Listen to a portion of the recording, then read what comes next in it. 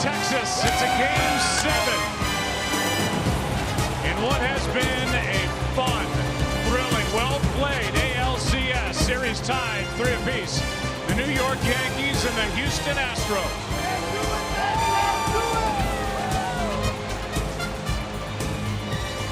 And now welcome inside the broadcast booth, everybody. I'm Joe Buck. The Hall of Famer John Smoltz is coming right up. Well, from time to time, people will ask me when I run into them, hey, what do you like calling better, baseball or football? My answer is always the same. There is nothing like a game 7 in Major League Baseball. And think of where these two teams are right now as they play for a date with the Dodgers on Tuesday to start the World Series. You've got the young Yankees team. They played 174 games, and all they care about is what's to come here tonight. You've got a Houston Astros team that's right on schedule. The front office has pointed out 2017 is their year to blossom. They've played 172 games, and all that they care about is what is going to happen here tonight. I welcome in my partner, John Smoltz, and I'll let you do the honors. What do we do with all the numbers? You see what this means? Nothing. None of the stats mean anything. You try to tell yourself it's a normal game, but it's not. You don't sleep as well. The day lasts longer. It's the guys who can harness the emotion are the guys that will perform closer to a regular season. There is nothing better, but what looms ahead is the fact that you might be the GOAT. That's okay. Embrace it. Give your team the best chance to be successful, and you'll move on. And we cannot wait. It's a matchup of CC Sabathia against Charlie Morton, but we're going to see a lot of guys coming out of each bullpen. Going to be fun. It's game 7 tonight on FS1. Think your job is filled with pressure? What if you went into the office on Monday knowing if you didn't perform, you wouldn't be back on Tuesday? Tonight, the entire season comes down to one game. The winner advances to the World Series. The loser goes home. No pressure, right?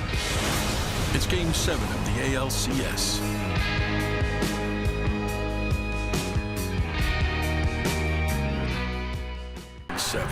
That's why you're jacked. Game 7s mean something. Forever. Check it out. Pine tar, eye black, rosin bags, chalk. Let's grind.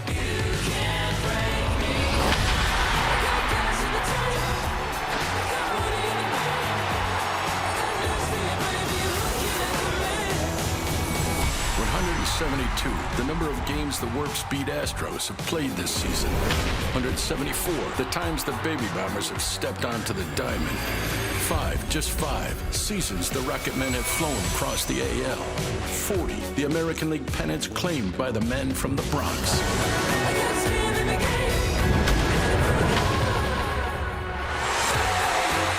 Two teams now need just one more win for the World Series which awaits. It's game 7 of the ALCS on FS1.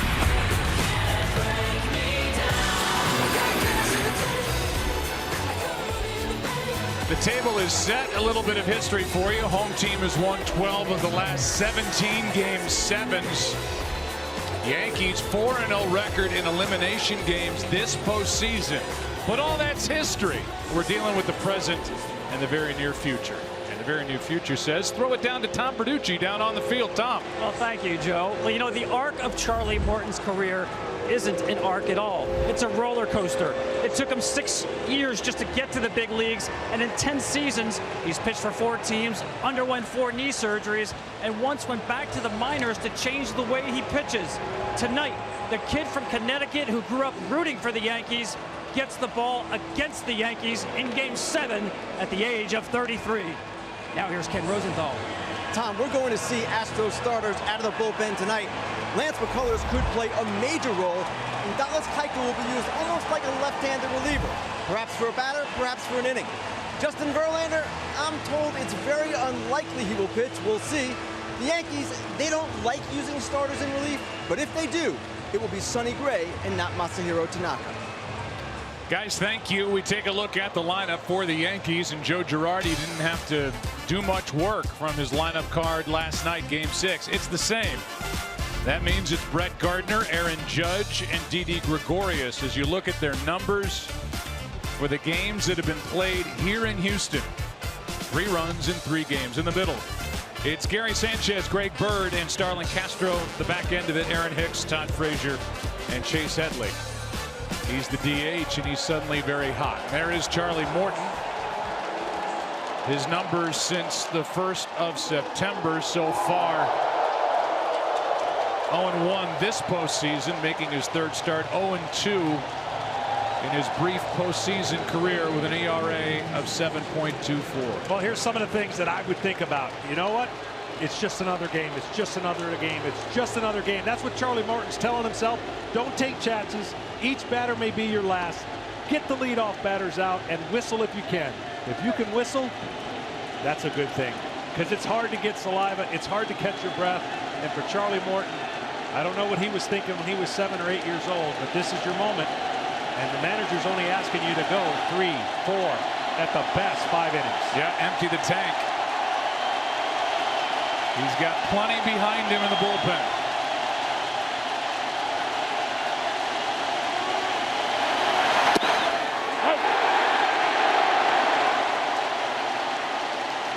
Now it's business as usual. You wait all day for this game. It's hard to imagine the time going as slow as it has. Once you throw the first pitch, you've settled into a more routine that you're used to.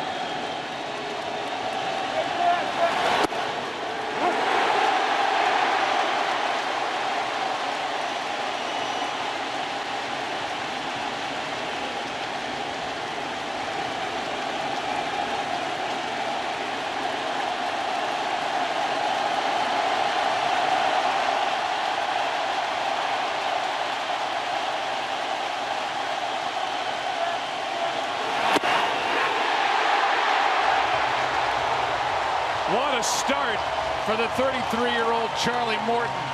Strike 1, strike 2, strike 3. Well, you already saw him spit, so that's a good sign. But what he was able to do is get it done in 3 pitches. He's doing something that a lot of pitchers can't do, and that is maybe chewing gum relaxes him. Certainly relaxed him in the first batter. We saw a lot of that when he made his previous start in Game 3, which was an 8-1 loss. He sticks the gum out into the front of his mouth as Aaron Judge hits a bullet foul outside third. And then he'll go to that wad of gum in the front of his mouth with his pitching hand and then get ready to bring the pitch home. This just a moment ago, and we saw a lot of this back in Game 3. All I know is that gum must not taste good in about the 4th inning. He's probably going to different pieces. Here's the 0-1 to Judge. Oh. Yankees, if we can see it, trust me, the Yankees can see it. And if the Yankees can see it, they have not complained about it. Here's a 1-1. Judge just has a different look about him right now. And when you think of how this postseason has gone and his season's been up and down, it's been an incredible year. But he is so much more locked in right now. Morton being very careful. This guy can put the Yankees up in a hurry. Hits a chopper to third. Bregman gets the high hop. 2 out.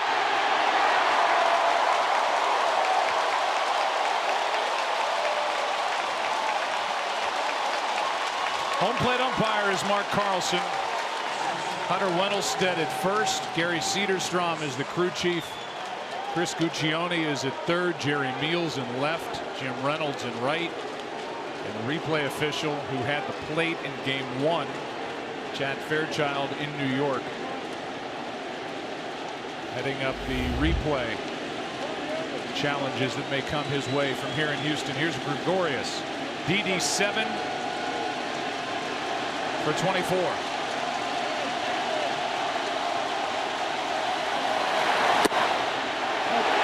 It's a good thing there's a day off after Game 7s, because the one thing you can guarantee is everyone's going to be tired.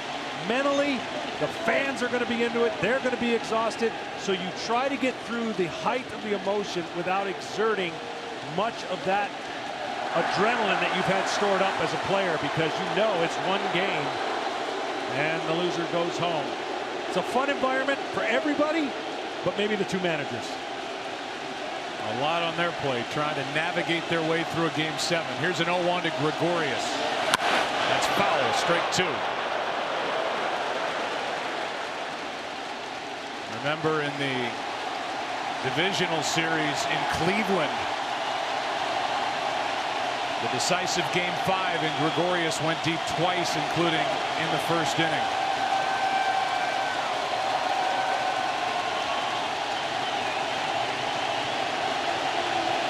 Oh, 2. What a start for Charlie Morton.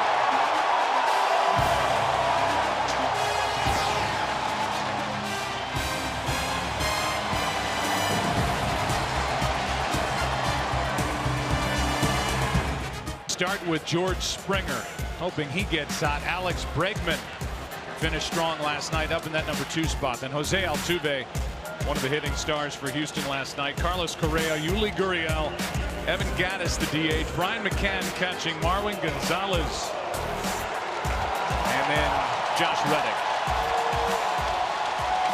against CC Sabathia. This is what you got to look for CC. Road show. He loves going on the road. Crowd silencer. That's what he's been able to do. And defend the mound. I think for the Astros, who don't bunt a lot, look for that to be in play tonight. CC with his bad knee and the ability to come back from it. Big guy on the mound. If the situation calls for it, you have to take advantage and make him work extra hard defending his position.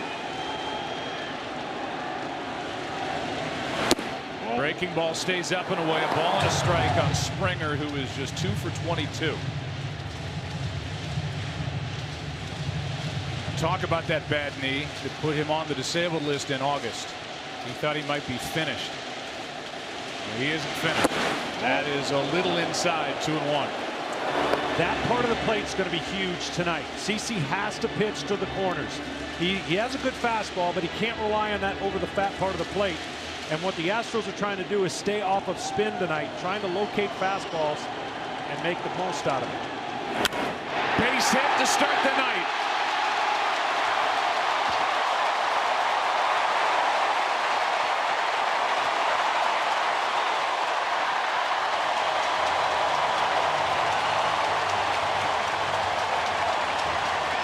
It's one thing to hunt for fastballs. It's another thing to not miss the ones that you should be able to hit. And Springer has not been able to do that in this series. So a much better sign for the Astros. A shorter stroke. He's been trying so hard and swinging so big. Maybe a sign for things in the Astros. Doing the opposite of the thumbs down, the Yankees do thumbs up from Springer, and Bregman will be the hitter.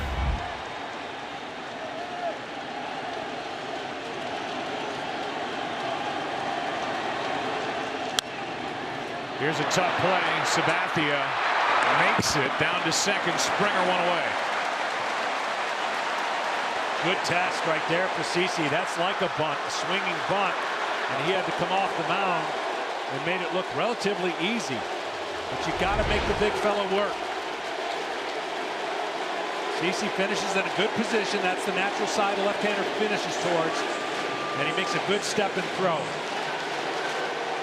He is 6'6", 300 pounds, 37-year-old from Vallejo, California. You saw those numbers since he came back from the disabled list with inflammation in his right knee. 6-0 over 11 starts since, and all year long 10-0 after the Yankees suffer a loss when he gets the ball in the next game. Here's Altuve. Yeah, that's an amazing stat, as is the elimination games this year. The Yankees 4-0. To third.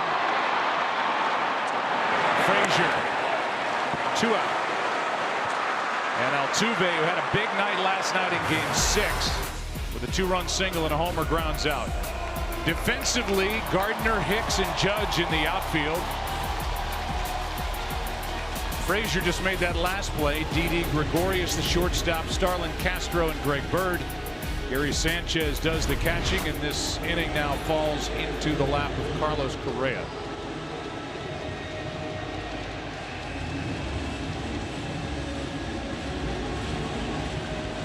sure does help to have a guy out there that's been there, done that. It doesn't guarantee success, but boy, it helps.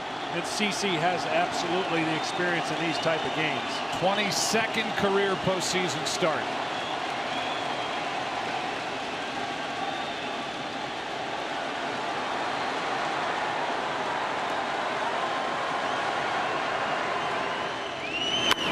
That's to Castro.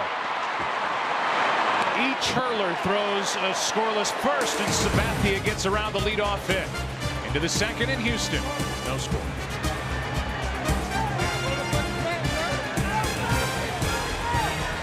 Is presented by Camping World, America's #1 RV retailer since 1966. And is sponsored by T-Mobile. This postseason, there's a new leader in network, T-Mobile, America's best unlimited network. And by Steal a Base, Steal a Taco, only at Taco Bell. Nothing makes my 50-year-old broadcast partner laugh like those two. Hair bit and a little bit. Here's Gary Sanchez, second inning. And right through the wide open right side of the infield. Now the Yankees put their leadoff man on. I'm telling you, that seems like that could happen any time. But now in Game 7, that was a concerted effort. Look, he's going that way the entire way. And if you're the Astros, you're like, well, we kept him in the park. But in a game like this, you just want traffic. You want pressure and stress put on the other pitcher. Good job by Gary Sanchez. When the Yankees take batting practice, everybody stops to watch Aaron Judge. But I'm going to tell you, Greg Bird had a batting practice that was out of this world. Just hitting tape measure shots into right. Leadoff man is on. Now they play Bird to pull. And he skies one into center. Back is Springer with room. Sanchez tags, stays put, one out. You know, coming into this game, Joe, there's only two people on the pitching staff that have normal routines. And that's going to be Charlie Morton, CC Sabathia. Everybody else is going to be out of their comfort zone. Relievers have to get ready earlier and be on call earlier. And starters are going to be in the bullpen because it is basically all hands on deck. You hear that all the time. But it's an uncomfortable position for everybody but Charlie Morton and CC Sabathia. Here's Starlin Castro. 5 straight batters now, including the last 3 in the bottom of the first for Houston, to put the first pitch in play. Trying to make things happen early, trying to hit his fastball. 96, 97 with movement. One out. Castro with the ground ball. Bregman. No chance to turn 2, but a good job to get 1. What a play by Bregman. This was an in-between hop that he made look easier than it actually is. This gets almost by him. Great job. He handcuffs Altuve and makes sure that you're going to get 1 and not try to make a spectacular play by trying to turn 2. You can imagine the offense are saying basically, we may not see the starter past the 3rd inning. We need to make things happen early, and that's been the approach so far. Now Aaron Hicks, who is 0 for his last 14 and 2 for 22 in this ALCS.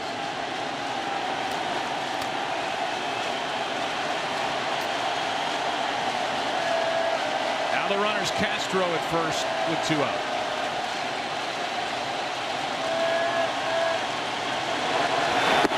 Breaking ball for a strike.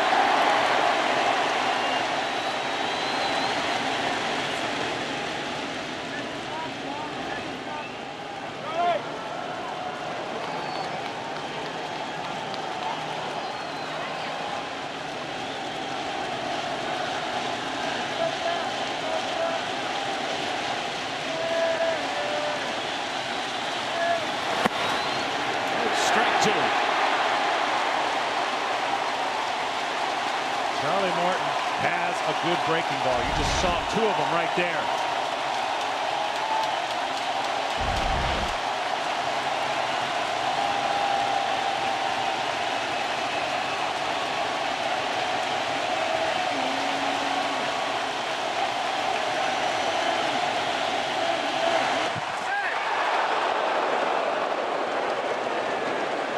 Morton 6'5", 220, showed quick feet there. Pretty good move over to first. Wow.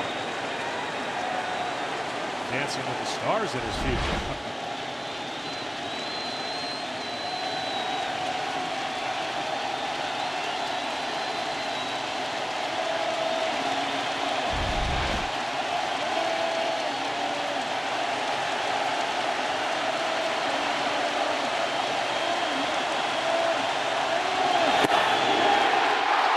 Strikeout number 3.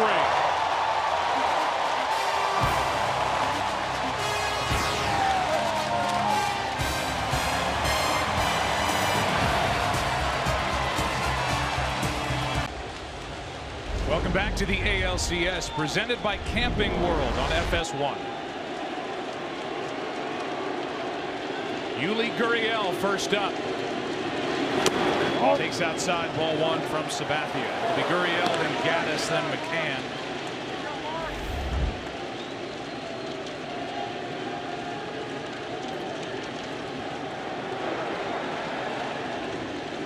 Gurriel 5 for 20. Up on the count here, 2-0. You know, this game, Joe, can make you do uncharacteristic things, and that's the problem with a Game 7. You don't want to be and fall into an uncharacteristic moment. That's why you want to make it like a normal game. Guys are really aggressive. They get too aggressive. They expand the zone. Fly ball into right. Judge is back at the wall with a catch for out number 1. Oh, my. He used all that size, 6'7", to grab and then back into the wall for a loud first out. I'm going to say it right now. This is one of the greatest catches you're going to see in Game 7. And there's been a few of them. But that on the run at 6'7" and a shorter wall, just with what he had to do to get that ball and keep it in the glove. It was easy to watch that glove fall over the wall right there. Wow.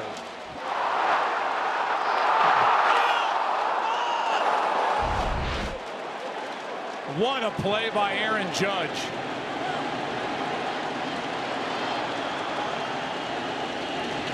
Now Gaddis, strike 1. Well, that wasn't uncharacteristic. That is to tell you, he doesn't get enough credit for his defense, by the way. Because he's so big and he hits such majestic home runs, his defense is so far better than people think, and he's showing it off in this playoffs this year.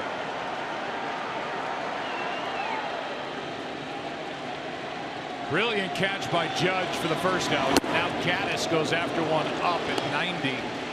And the count 0-2. That's where CC wants the ball if he can, especially with 2 strikes. And if you're the Astros, you got to find a way to lay off of it. Gaddis is so vulnerable to a fastball up. If you throw a fastball down, he can hit it about as far as Judge does if it's down in the zone.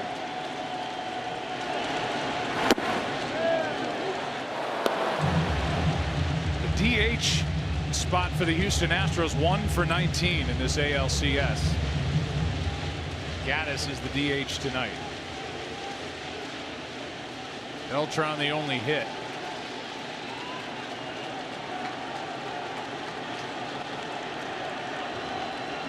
Here's a 1-2.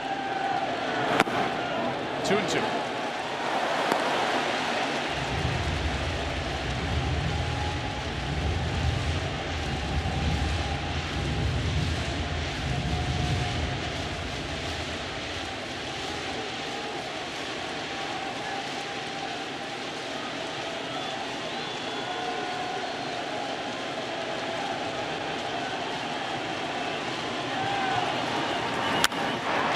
Frazier, ball comes up, has some time, and gets the out. We go back to the Aaron Judge catch on Gurriel. I'm telling you, this doesn't do it justice. He had to react and get back as so fast and hit the wall. Wow, I'm telling you, there's been some great catches in Game 7s. It's the best one I've seen. Well, when Aaron Judge is in right field in a ballpark like this, it's almost like you got to find at least the third row, because he's going to get up and get the ball with that size. And Sabathia appreciative of the effort of a 25-year-old rookie. And he is as impressive a kid, and we talked about this during the All-Star game, when you see him in the hallway and when you watch him interact with fans and all that, as he is doing what he does with a glove or a bat. They have a superstar. The Yankees do an Aaron Judge, 52 home runs for a rookie record. Ball one inside to Brian McCann. Well, and I can't think of too many players other than Jeter. I mean, look, New York's rich with history and championships.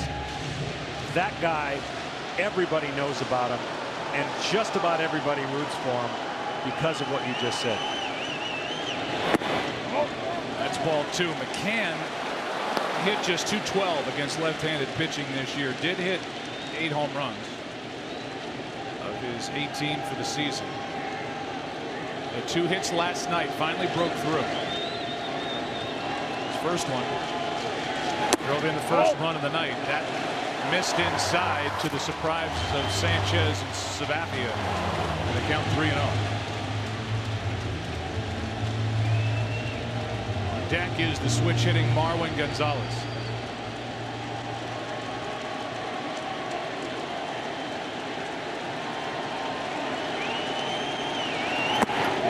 A 4-pitch walk to McCann.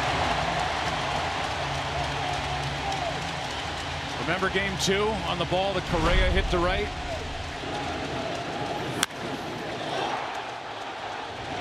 So close. Yeah, he just couldn't get back there that fast. That's what was impressive about this catch. But tonight in game 7 got back there.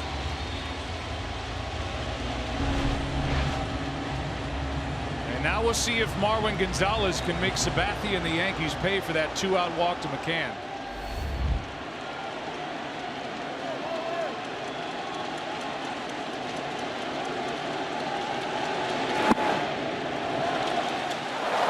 Astros are doing a good job early on, laying off the spin. It's one thing to say, hey, boys, we got to hunt the fastball, but your aggressive approach sometimes and just the stress and pressure can get you to get out of that game plan. So far, they've done a nice job eliminating that pitch.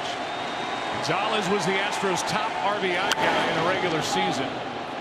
Drove in 90.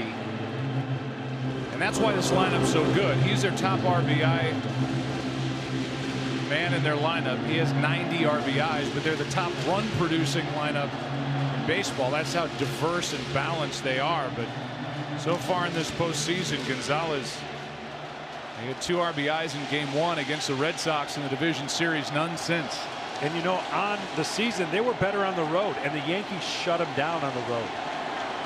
So now they're going to have to rely on their home success. Ball 2.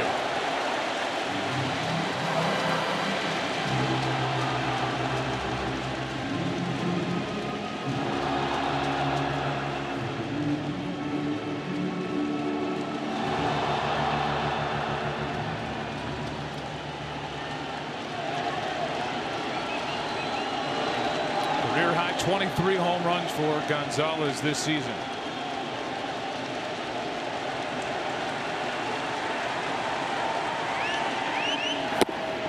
Fooled there. 2 balls, 2 strikes. That's that dead fish changeup or fastball, whatever you want to call it. It's a really good touch pitch. You see the grip, see the rotation. Only 6 miles an hour or thereabouts off of his fastball. The great arm action is what allows the hitter to not recognize that the pitch is not getting there as quickly. You got to have so much commitment at this time and in this game, and trust your stuff. Breaking ball's fouled away. You just can't be in between ever as a pitcher, but more importantly in a game like this, and I know it sounds cliche-ish, but you're really a hitter or 2 away from being taken out, and that would never happen in the regular season. But each pitcher tonight is trying to give his manager as much patience to go to the pen and not a reason to go to the pen sooner than they have to.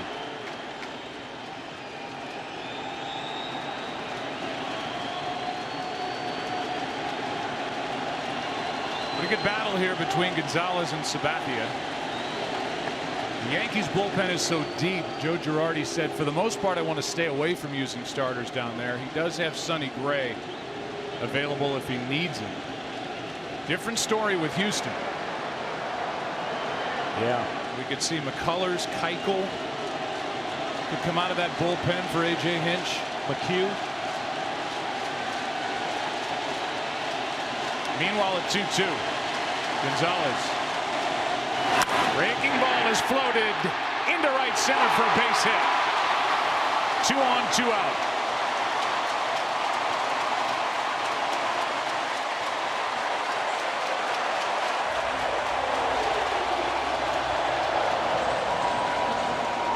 And the batter will be the hitless Josh Reddick. There is a point where Josh Reddick wants to make a difference. He has not checked into the postseason yet in the hit column.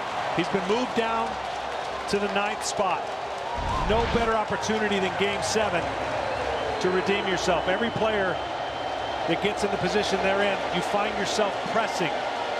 Well, we'll see if Josh can check in this game.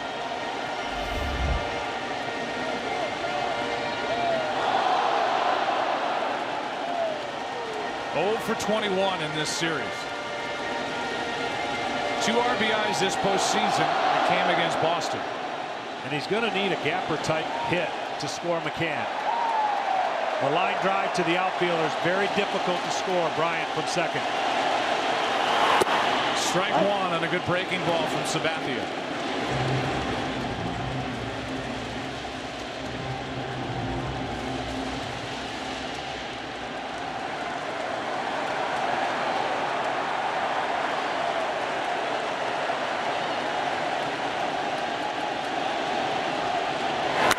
Got under it, popped it up into shallow right. Judge has it. Aaron Judge made the play to start this inning over the wall in right.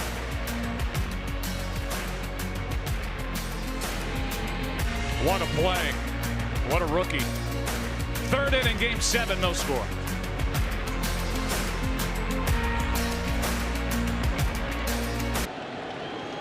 Well, Aaron Judge looked like certainly took a home run away from Yuli Gurriel in the bottom of the 2nd. Game 7 goes into the 3rd. There is no score with Frazier, Headley, and Gardner, the hitters for Morton, who's been so good through 2. Breaking ball for a strike.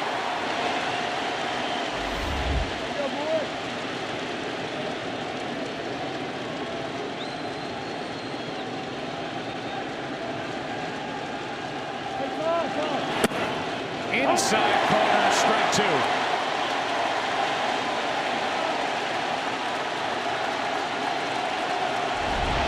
Well, Frazier definitely has a beef there. He's like, I can't cover both sides of the plate like that.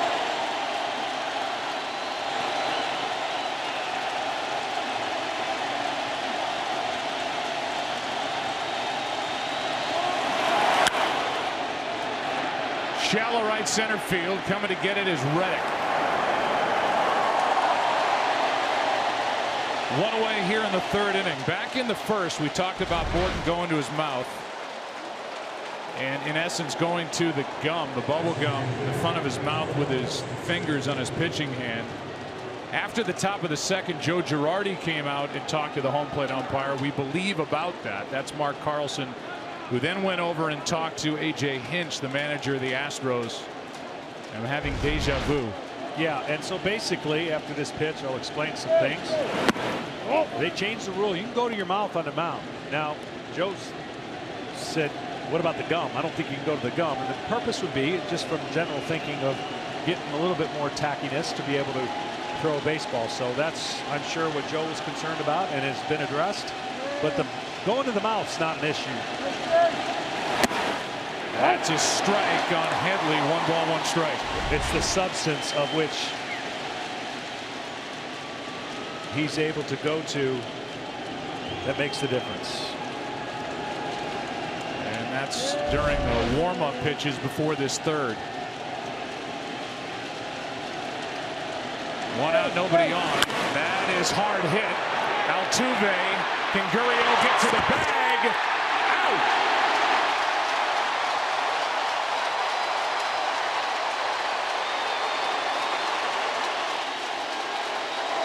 Well, it doesn't seem like a lot of defensive players are feeling the pressure. Some great plays already.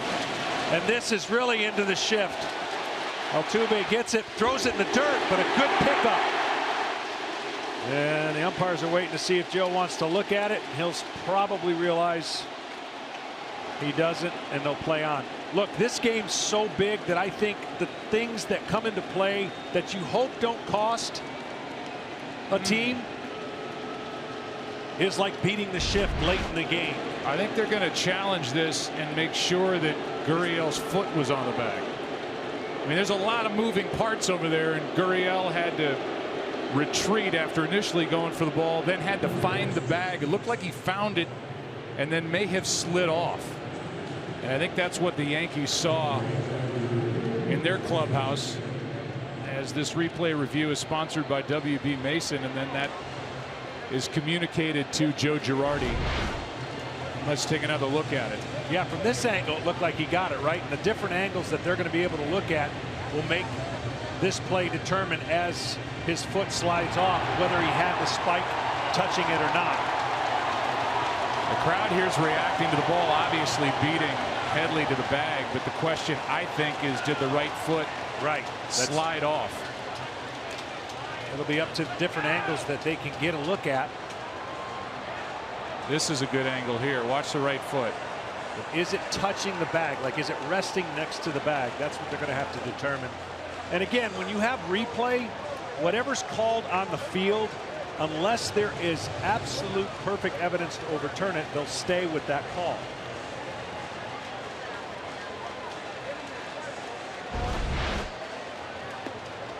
And they're staying with it. Meanwhile, what a play by both Altuve and Gurriel. Yeah, harder play on Gurriel because he has to read the ball off the bat, and as soon as he goes for it, then he has to know, uh-oh, my teammate's right behind me, get back to the bag. One thing I want to just further, just about the point with Morton going to the mouth and the gum, and when I said having deja vu, it takes me back to 2006. Game 2, the Detroit Tigers at home against St. Louis, and Kenny Rogers with an obvious patch of pine tar or sticky substance on his pitching hand. And we highlighted it during that game. I mean, he's got 40+ high-definition cameras pointed in his direction. Really not making a big secret about it. And that became a thing between the Cardinals and the Tigers in '06. Both sides were warned about it. You know this better than I.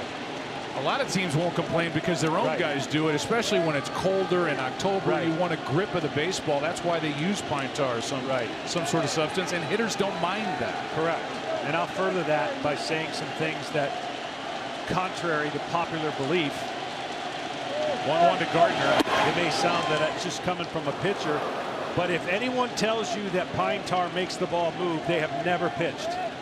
If they'll tell you it gives you a better grip, then it's accurate. And to your point, in those conditions, the only way you're going to complain is if you feel like your pitcher is not having the same success benefiting it. Here's a 2-1 to Gardner with 2 out. That's up and away, 3-1. But I've had people that have no idea what they're talking about telling me, well, you can't tell me that the ball doesn't move if you've got pine tar.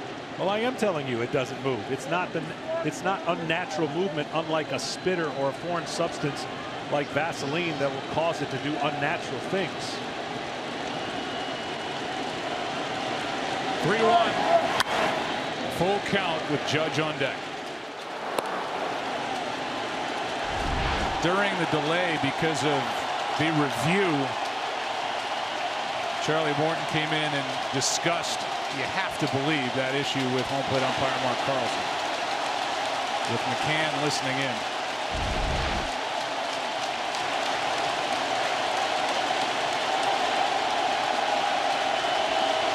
(3-2) to Gardner.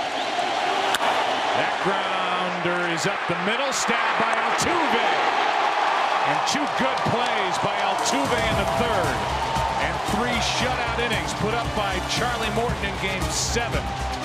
Fun night starting.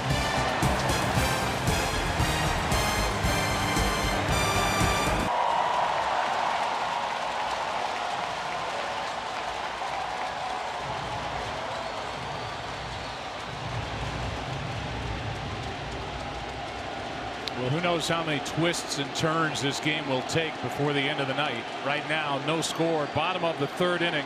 Top of the order for Houston. George Springer singled into center his first time, but then 3 ground ball outs followed.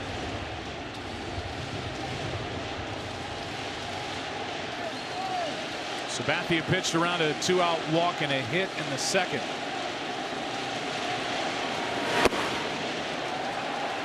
Two and 0.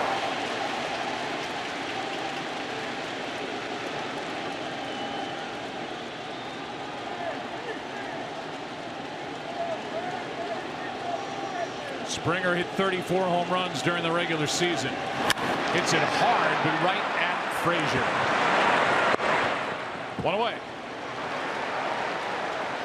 Our Volkswagen Atlas road to the postseason for CC Sabathia. And his time with the Yankees, which started in 2009. And there's his career regular season record at the bottom. What he's done in the postseason, 8-2. He was the 09 ALCS MVP. And after a Yankees loss this year, 13 starts, a 10-0 record, an ERA of 1.69. He's the guy they want on the mound, and he has gone scoreless through 2 1/3. Yeah, and each pitcher's doing it a different way, and CC has what he has and has learned to pitch without velocity. Bregman takes a ball. And so what he's going to do is he's going to try to move it around, work the count, and try to outguess the Houston hitters.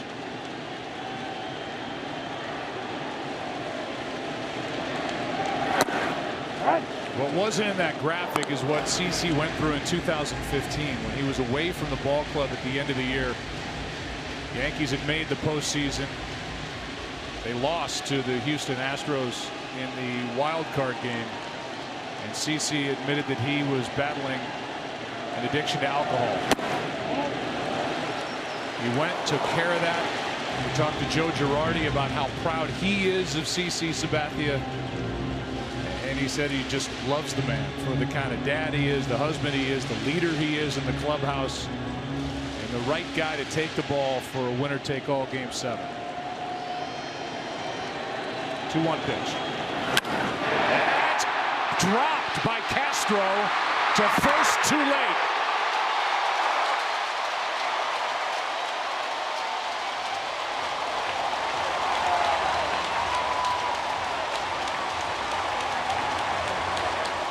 Castro had him played perfectly, went up to get it, in and out of his glove.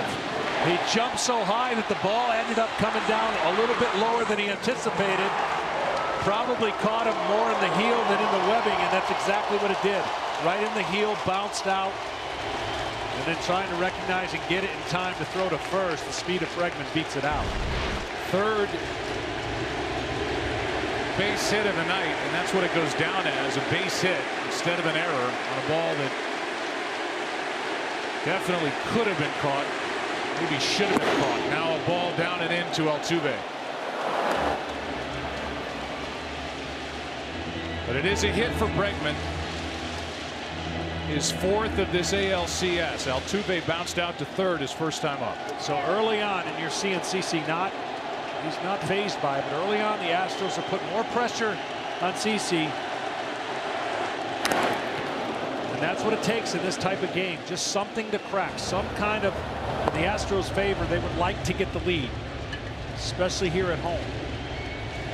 For the Yankees, they want to keep it tight getting into the 5th inning, and then Joe's got it from there, I would think, with his pen.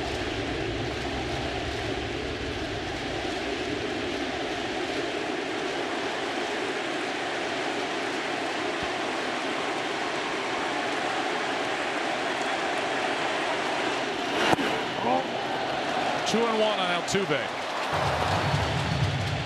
So for CC, he really doesn't want to throw that pitch for strikes if he doesn't have to, because if he does have to, it's got to get more in the zone. And why the Astros already have laid off of it has made it more hittable counts already.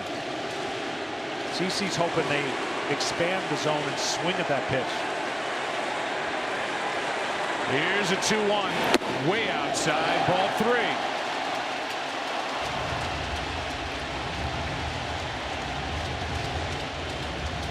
Now for AJ, 3-1 hittable count. His MVP's at the plate. Do you send Bregman? Or are you worried about how bad Altuve wants to hit and swinging at anything close?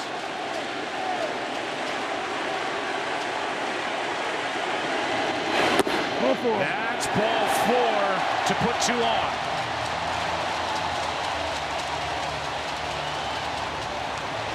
More out of the strike zone than in it so far for Sabathia. And that was the pressure he had on him, right? Be able to pitch to the corners. Well, pitching to the corners in Game 7, a lot of pressure on home plate umpire as well as the players. And the discipline of the Astros that got him to this point is showing up the last 2 games at home. It showed up against a great performance of Severino, and certainly here now in Game 7. Here's Carlos Correa.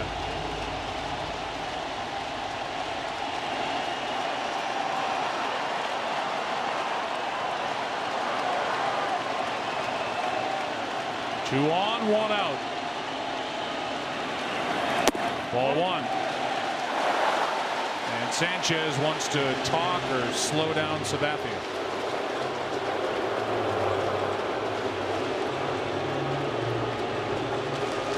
So while they talk, we'll tell you that those are just some of the members of Team Rubicon enjoying a well-deserved night off. Team Rubicon has deployed over 2,000 men and women from around the country to assist in the Hurricane Harvey recovery effort. And now you can support them by tweeting #HR, the number 4HR. Members of the team are wearing the red caps, hats, the gray shirts. Glad they're with us tonight. Thank them for all they've done.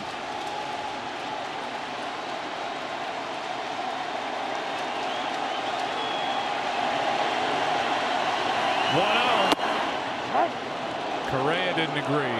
See, that's it. That's the side of the plate CC really wants to get, and that was better after the meeting. Bearing it inside. Close enough, maybe. I don't know.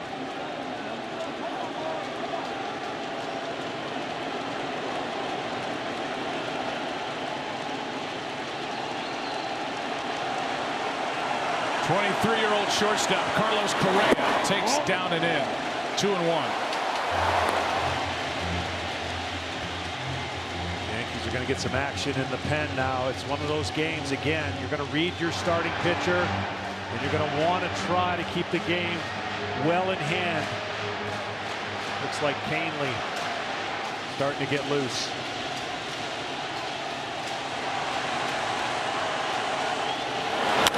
Left side, Gregorius gets the out at second. And a good play by Starlin Castro on that bouncer in from Gregorius. 2 out. That was a really good play. At first, I thought Didi was going to go to third. It's a shorter throw, and actually he goes to second. Watch right here. I thought he had him at third, but then he made a more difficult play, and it short hops Castro, and he does everything he can to smother it. Todd Frazier reads the play, saying, I got to make sure I'm at third, but Didi went to second. Well, the Yankees have been in this series with 2 outs and have exploited the Astros with 2-out runs. Not as much for the Astros. Batter is Gurriel. First and third. Strike 1.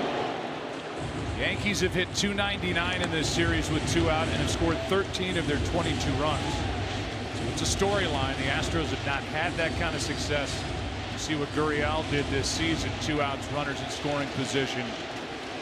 He's got a runner at third. And that's Bregman. Runner at first, Correa.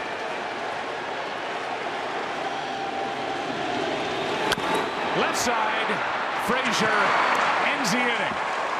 And the 37-year-old CC Sabathia gets around that play at second in the walk. Aaron Judge coming up for New York as Game 7 goes into the 4th. No score.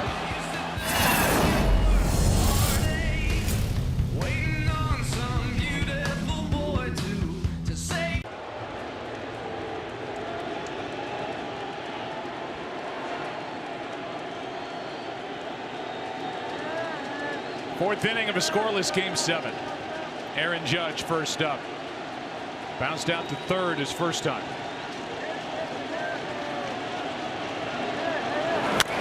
Left side. Correa. 1 out.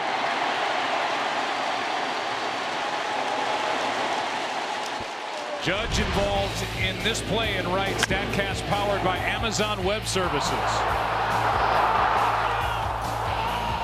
That was against Gurriel to start the second. Covered 58 feet, then 6'7" plus went up to grab it. And as you said, somehow able to keep that glove on his left hand as he slammed into the wall. Yeah, he loses that glove. He doesn't get credit for an out.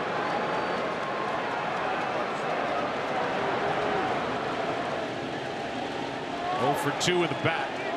Here is Didi Gregorius. You're sitting at home and you follow the Yankees. You're probably wondering, what are they doing? They're supposed to work the count and get into the pen of the Astros. Well, yes and no. The idea that a lot of the first pitch have been strikes and he's attacking the hitters. They're trying to attack Morton and take advantage of some fastballs, and it just has not worked out so far for the Yankees. And that's why Morton's here in the 4th inning with success. Manager A.J. Hinch, when they were leaving the stadium last night, told Charlie Morton, don't worry about the 6th inning, 7th inning. Give me what you've got for as long as you've got it. And we've got guys to back you up. Well, he has been dominant, allowed only 1 hit. And he's 0-2 on Gregorius.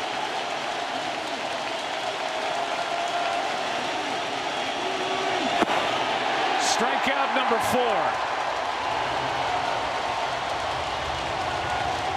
I'm going to tell you, the hardest thing that Charlie Morton had to deal with was the game he pitched in New York. He actually pitched a great game. But if you look at his numbers and you look at this breaking ball, they were deceiving because he gave up a lot of runs. We talked about that home run that Frazier hit, but a lot of soft contact and untimely hits led to his demise. Well, he's doing what his manager has asked, and he is basically taking each hitter and saying, I'm going to deal with this with the best stuff that I have for as long as I can. Gary Sanchez has the Yankees only hit. And he bounced one through a wide open right side of the infield. How about that? First pitch strikes 11 of 13. That is a recipe for success.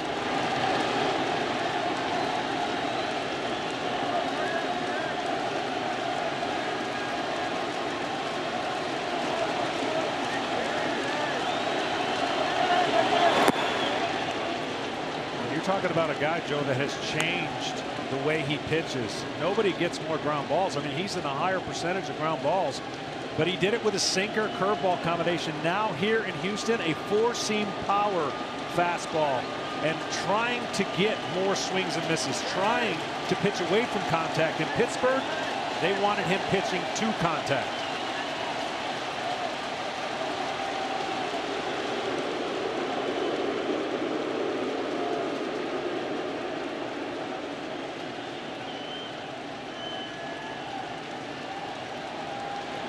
Two out. 1-1.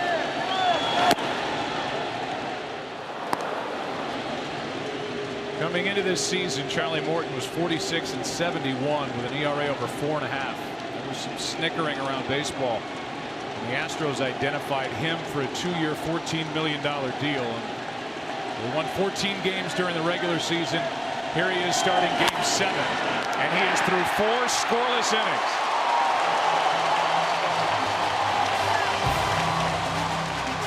Gaddis, McCann, Gonzalez coming up for Houston. No score.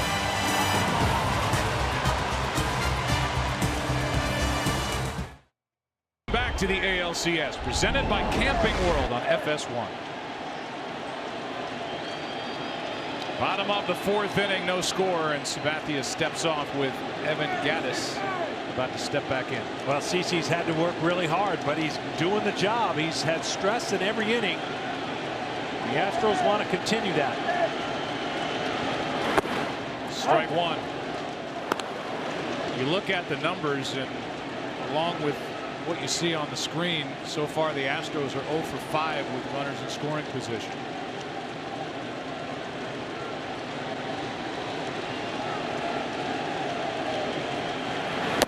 Chased it, strike 2. There's the area. You just got to go there. Easier said than done under the pressure.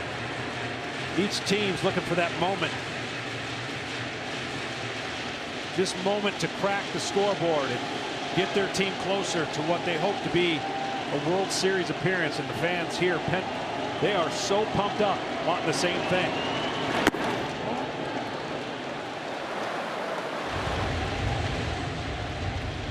This series, all the games in Houston have been scoreless through 3.5.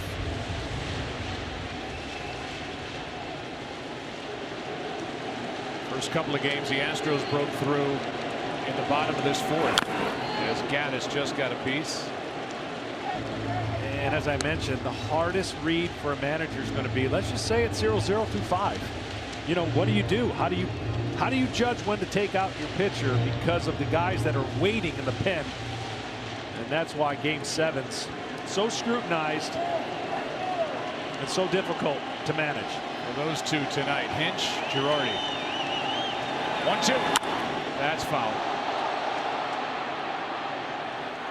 Again, one theme that's run through this series is the strength of the Yankees bullpen compared to Houston, but Houston's bullpen's different tonight because they have Keuchel if they want to go to their outstanding left-hander. They have Lance McCullers Jr. They have McHugh if they want to go that direction. So more options for Hinch.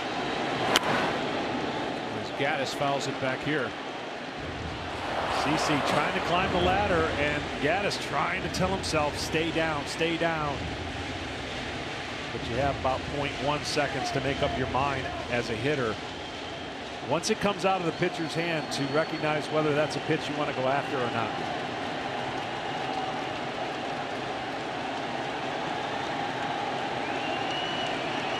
Gaddis hitless in this series. Oh, no. Tried to check his swing, and he did. 2-2.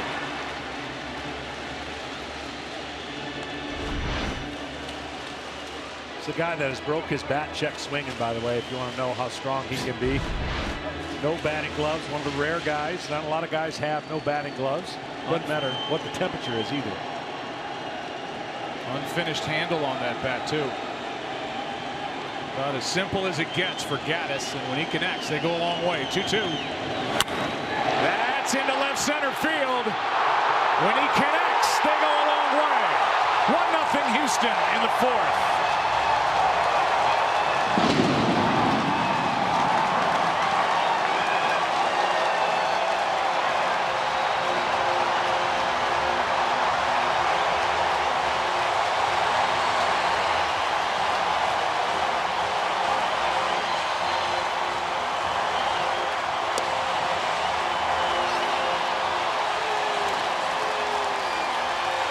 Well, that was a changeup, and that changeup's not supposed to be up. Actually, that was a slider, and that slider was up, and that's a bat speed type slider. You see how the ball didn't have the tilt and or the break, and that allowed Gaddis to catch up. Bad slider, recipe for a home run. So just the second hit from a DH in this ALCS, and it is big. A leadoff home run here in the 4th inning. Now a 1-0 pitch to McCann. That is 6 pitches to McCann, and all 6 have missed. From Sabathia, McCann walked in the 2nd, up on the count here, 2-0.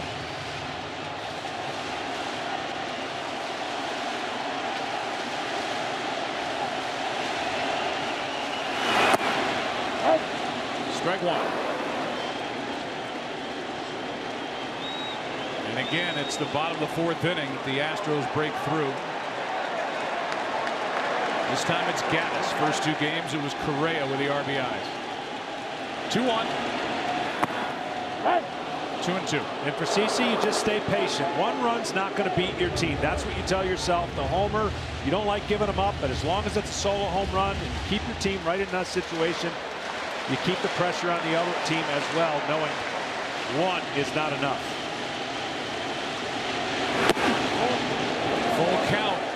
on McCann.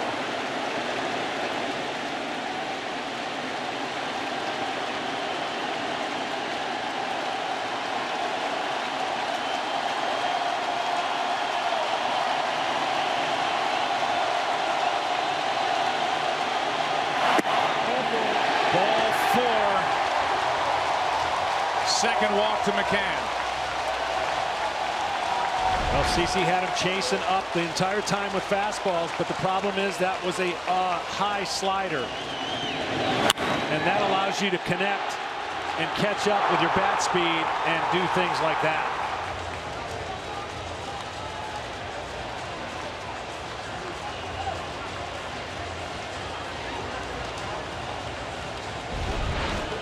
They stir again in the Yankee bullpen.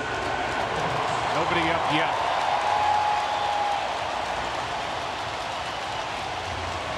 As McCann is aboard with nobody out, a run home and Marwin Gonzalez at the plate.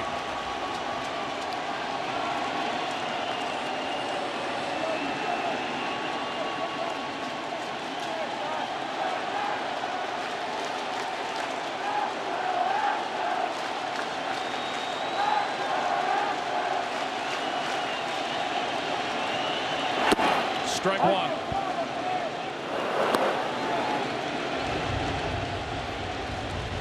Canely was up earlier, and there he is again.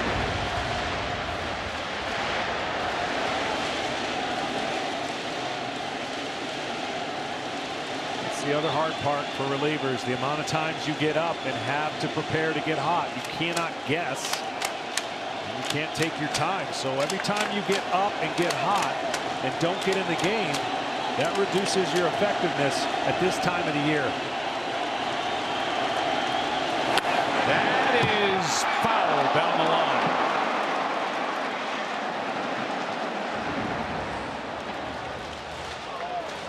0-2 on Gonzalez. The home run by Gaddis is the first home run by a DH in the entire postseason. For any team, any DH. That was the 116th at bat by a DH in the 2017 postseason. Wow, how the roles of the DH have changed. The Yankee DH is hitting 9th. The Astros DH hit 6th and just went deep.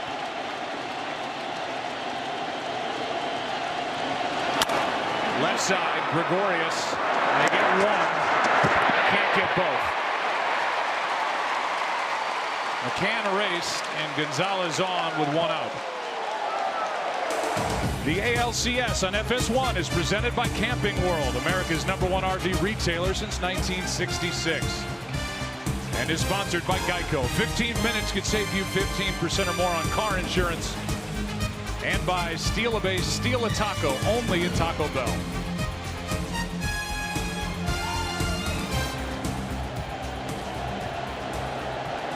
Now Reddick. Flied out with 2 on to end the second, his first time.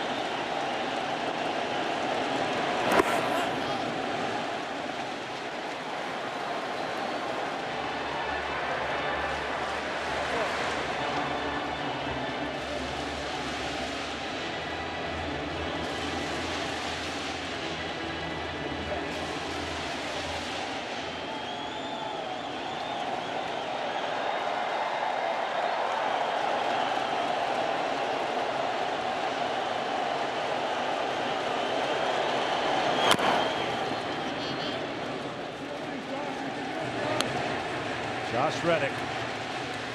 Averages against right-handed and left-handers in the regular season did not matter. It was the same. The one thing, not power, right? He only hit 1 home run off of the left-handers, the power numbers. But in this series, he just looks like he's in between and not seeing and recognizing pitches, and obviously frustrated. There's his first hit.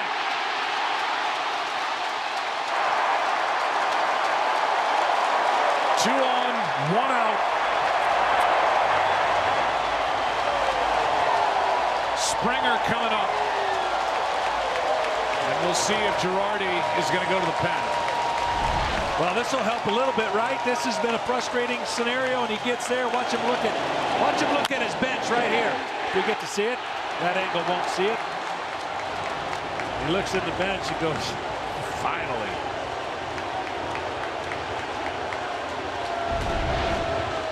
Sabathia gets into the fourth. Leaves with 2 on. 1 out. Springer coming up. Canely coming in.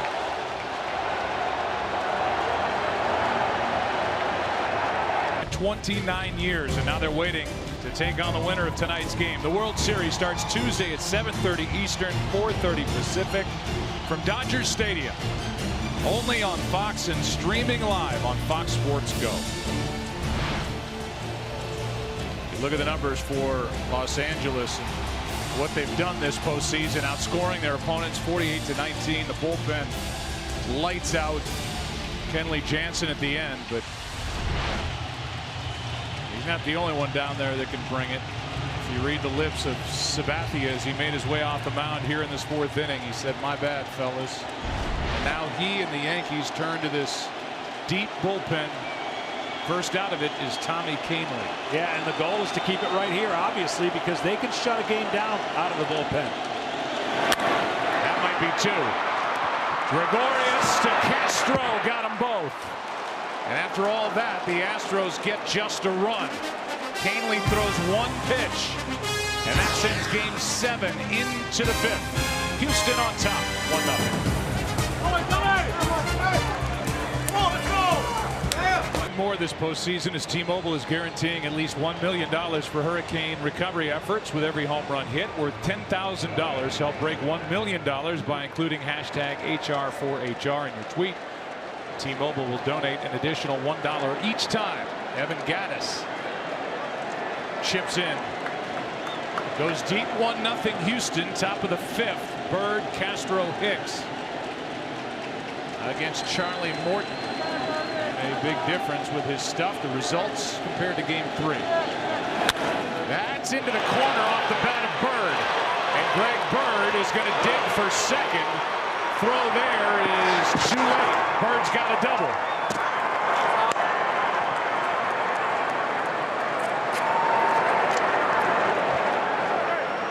First extra base hit of the night for New York. Well, this game plan that has helped Charlie Morton to this point. 36 pitches coming in, but an aggressive style for the Yankees. Unlike them, but their style and approach tonight is we're going to attack. We're going to attack early. Only 1 batter has seen more than 4 pitches in any plate appearance, and that was Gardner in the 3rd inning. Here's Castro.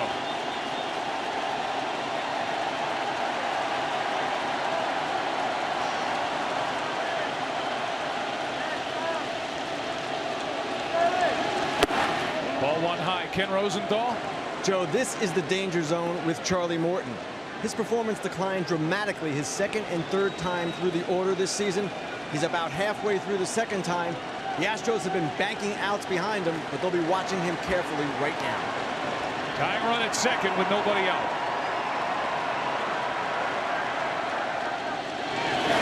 Oh, 2-0. Nobody up right now for Houston in their bullpen. Joe Girardi has said it multiple times. This team just doesn't like to do it the easy way. They battled in the AL East. They lost the division by 2 games to Boston. They had to play the wild card game. They got behind in that game. Came back and won. They got down 2-0 in a best-of-5 series against the Indians and won 3 straight, including Game 5 on the road. They got up in this series 3-2 after winning all 3 games at home, but lost last night. And now they trail in Game 7, 1-0. A young team, but somehow tested through this specific postseason. But I can assure you this, whoever is not fortunate enough to win this game, their team, the losing team, and both these teams for the most part, they're going to be back. Both these teams are built for a nice run in the next 3 years. Castro, 2-1 the count. That's a foul ball. Sunja. Yeah, the Astros are Well, they were aiming for 2017, and it happened, and they're 1 win away from the World Series. The Yankees maybe a little ahead of schedule, but they are loaded with talent at the big league level and in the minor leagues. Now for Charlie Morton right here, he would love a swing and a miss. If nothing else, he wants Castro to pull the baseball and get it out and not allow Bird to get to third with less than 2 outs. He went, struck him out, 1 away. That was one of the better sliders of the night. He's got the curveball and he's got a tighter slider, and you just can't hold up on a pitch like that. So difficult for Castro because he sees it out of the hand as, oh, that's going to be a strike, and then it ends up a ball. Well, the Astros are getting great work from Charlie Morton. The Yankees are asking for something out of Aaron Hicks. 2 for 23 in this series without an RBI.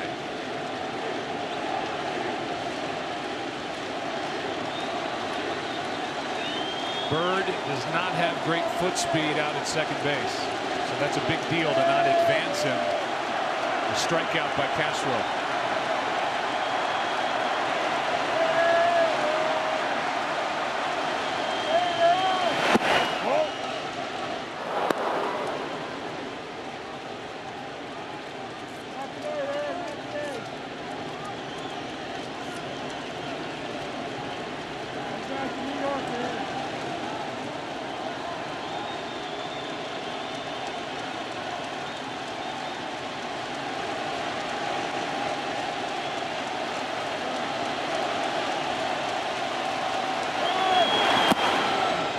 Two and 0.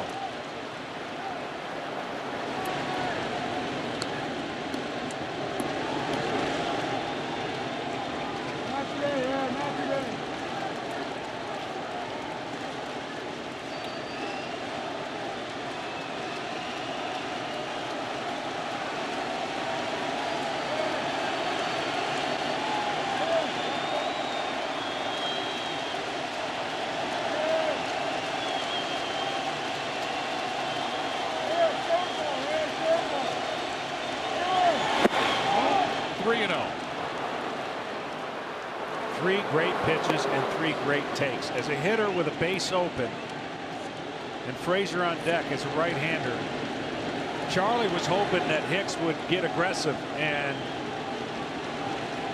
he hasn't. So you can't give in to the 3-0 count here, that's for sure.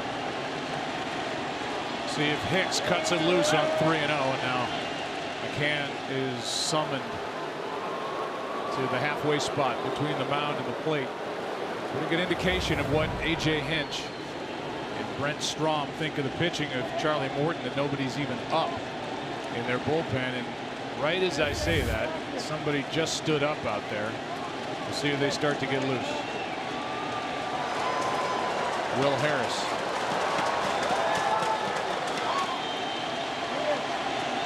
.3-0 pitch to Hicks. That's going to get away, and Bird goes to third on the ball to Hicks to send him to first with a walk.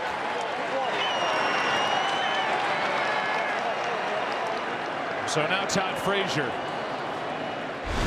and we give you StatCast against Morton in Game 3, flipping it out to right. StatCast powered by Amazon Web Services. And then the ball he hit last night off Verlander with 2 on in a 3-0 game that traveled 408 feet. You got that into right that left, and this 400+ foot shot to deep left center that stays in the park. Yeah, this series could have easily swung differently when you think about those 2 swings. The 3-run homer propelled the Yankees to turn the series around, and then last night it looked like the Yankees were in position with that home run, but it didn't, because it went to the deepest part of the park. It's a wild pitch on that ball 4. You send Bird to third, tying run. Runner at first is Hicks. Ball 1 to Frazier. Now the Yankees have put some stress on Morton. Up until this point, it's been pretty stress-free.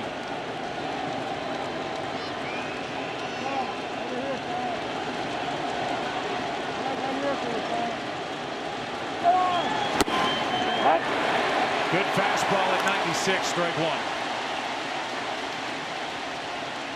We've said it plenty of times. Todd Frazier from Toms River, New Jersey. A Little League World Series hero.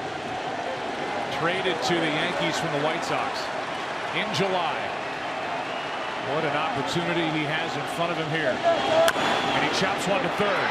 Bird to the plate. The throw home is in time. Got him. 2 out.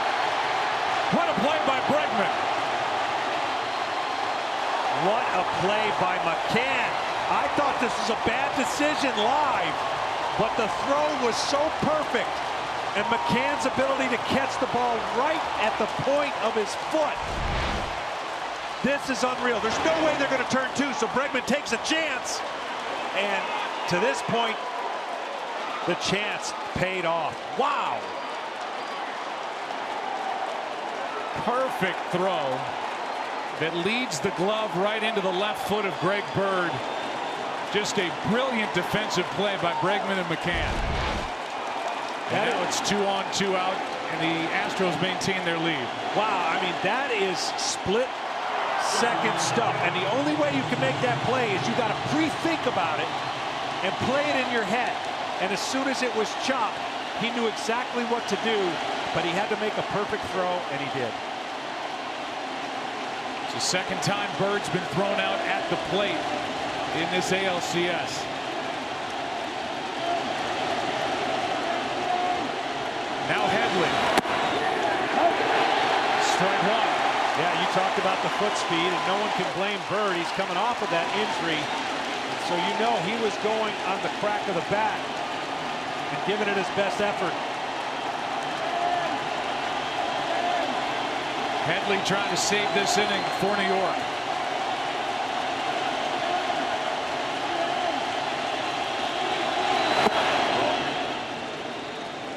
He has seen a steady diet of back foot breaking balls in this series against Houston pitching. And he's done a great job staying off of them for the most part since he's gotten hot. Staying up the middle with the fastball and looking for one breaking ball that hangs.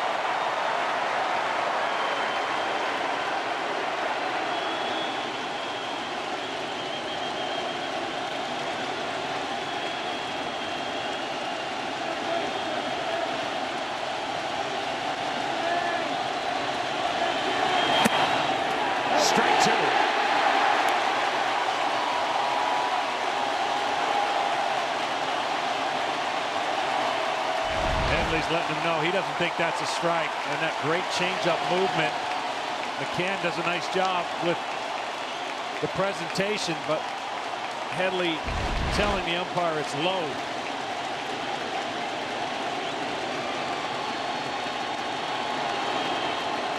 Charlie Morton trying to pitch around a leadoff double in this fifth.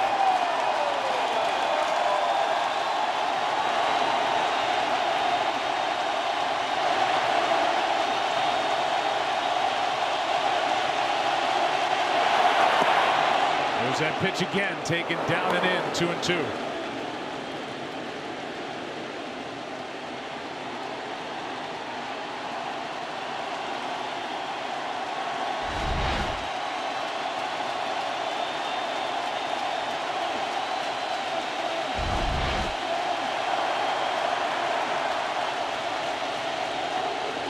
Headley steps out.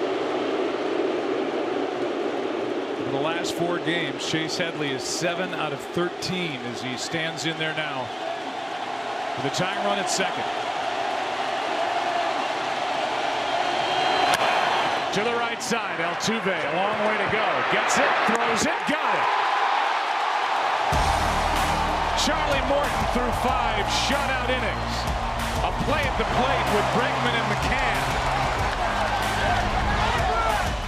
And this keeps the lead in Game 7. The veteran McCann on the throw by Bregman. Still 1-0.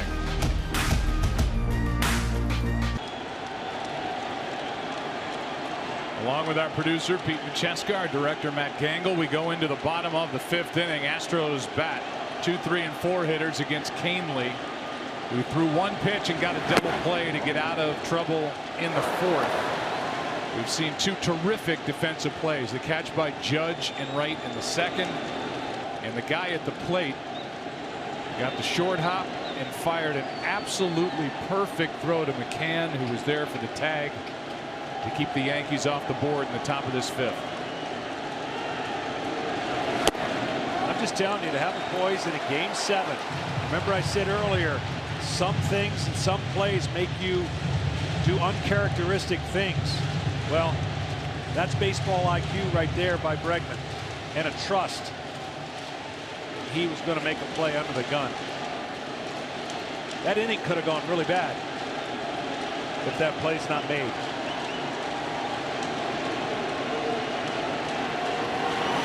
Bregman pops it up. Hicks.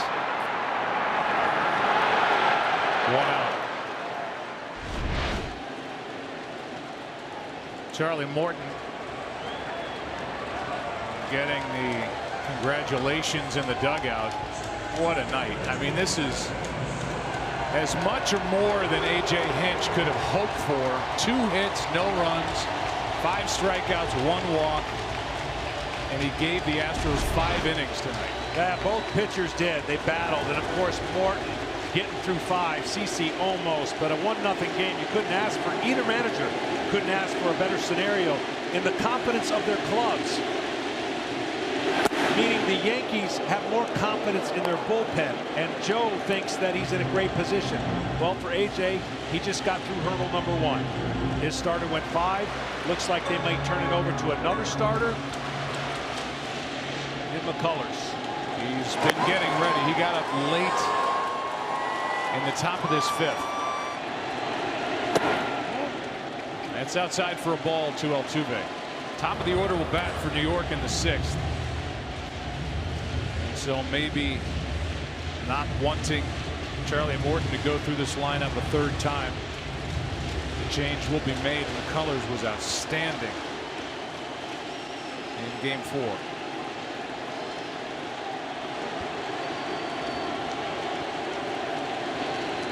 Here's a 1-1.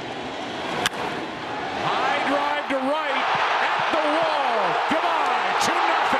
Altuve.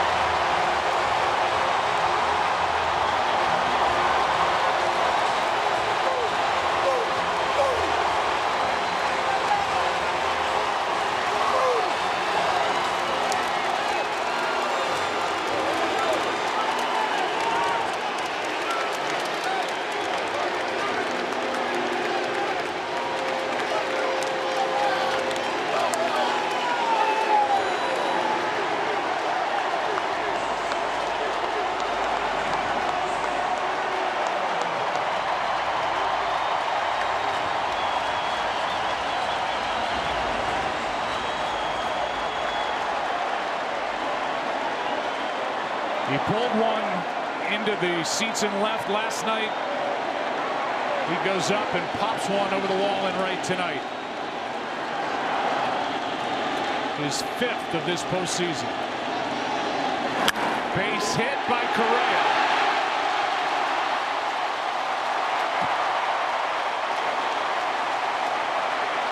And the #1 offense in baseball. The Houston Astros have been looking like the #1 offense in baseball the last 2 games. He might be little, but he plays big, and he can hit a high fastball with the best of them. And this ballpark, tailor-made for a lot of hitters, especially what the Astros have compiled in their lineup. No place like home, I guess.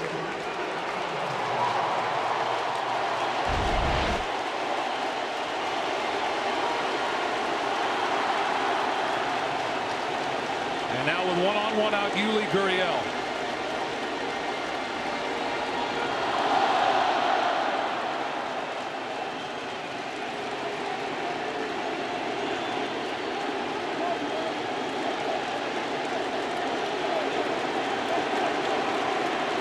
Big hole on the right side of the infield for Gurriel as they hold against Correa.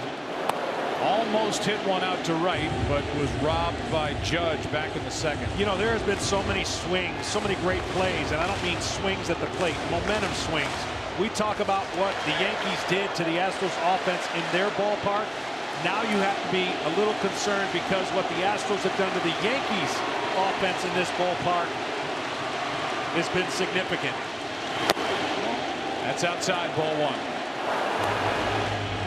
1 run, game 1. 1 run, game 2. 1 run, game 6.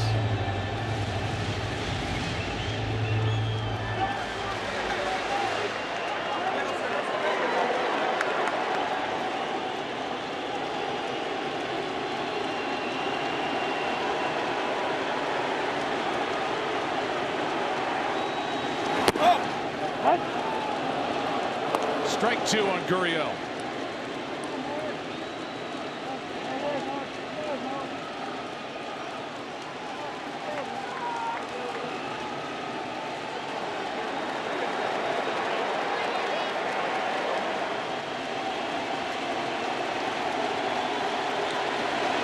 The 1-2 from Cantley is upstairs. Tom, give us more on the Altuve home run.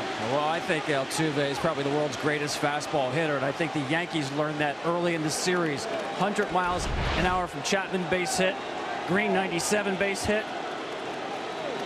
And you see with Cantley, that's actually up in the zone, and it stayed away with off-speed pitches on Altuve, but you can't get a fastball by this guy, one of the best hitters in baseball at velocity, especially extreme velocity. Hit 451 on pitches 95 miles per hour and up between the regular season and postseason, #1 in baseball.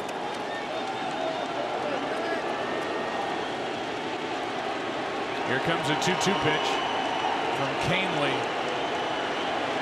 to Gurriel.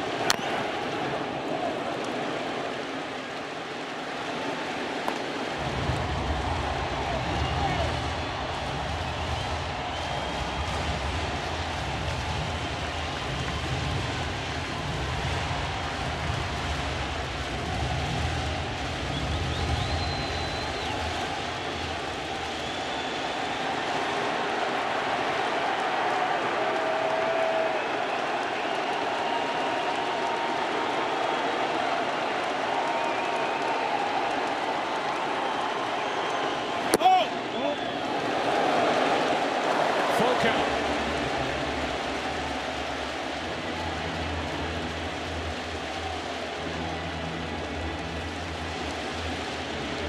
At the moment, nobody is warming up for the Yankees in their bullpen.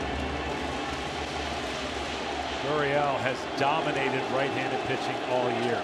Reverse splits.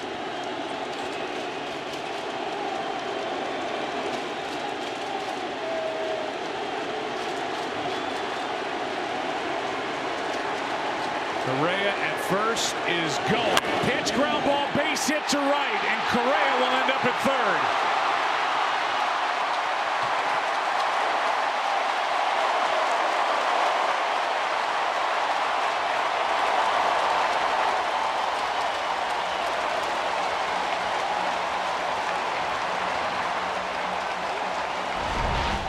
They're doing a great job on this changeup in this inning. Staying on it, going the other way. And Correa doing a good job by not getting hit by that ball. And right now, great time for Larry Rothschild to kind of reset here for Cantley to get out of this jam. He's got Evan Gattis coming up, who homered his last time. First and third, 1 out. And Adam Warren, the right-hander, getting loose. While they talk on the mound, we'll talk at you about play ball. It's MLB's initiative to inspire all forms of baseball and softball participation, making play opportunities available and fun for everyone. To learn more, go to playball.org.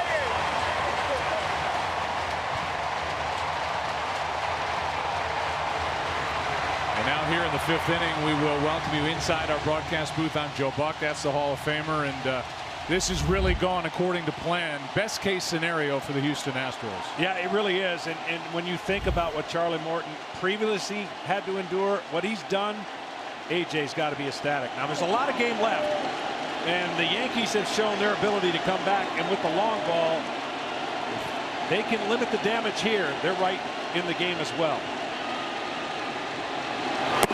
Gaddis, strike one.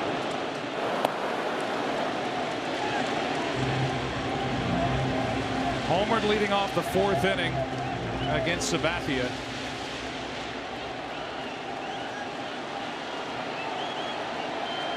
One for 2. Now facing Canely. Infielders looking for a double play ball. About halfway.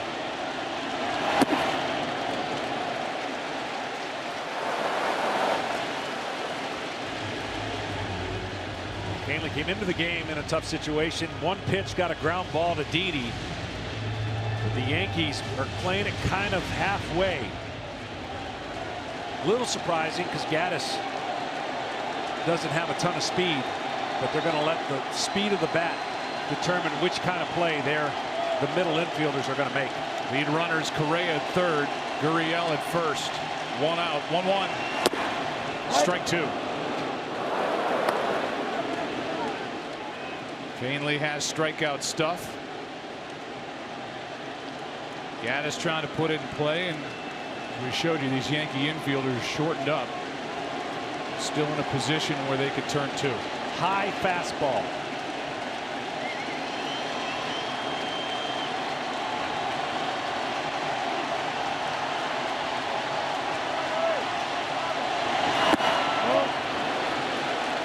But with the changeup, he's vulnerable upstairs, and with the velocity that Canely has, he could definitely entice Gaddis to think it's a hittable pitch.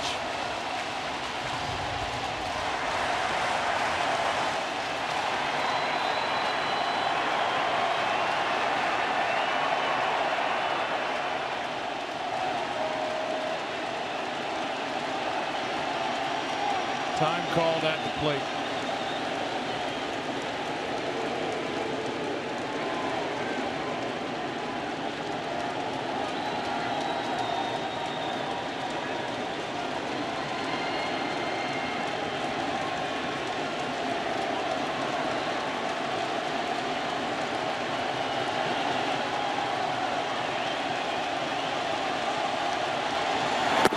Strike 3 call.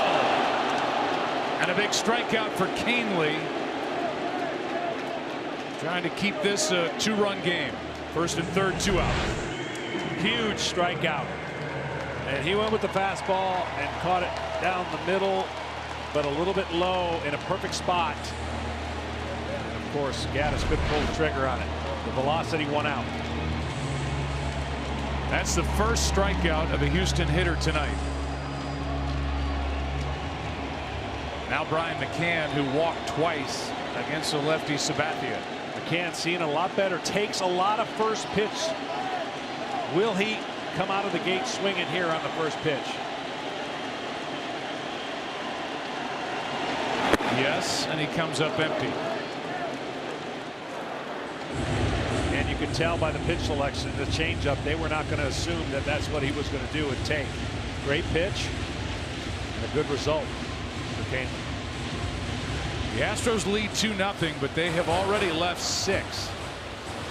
They've had opportunities to bust this thing open, and now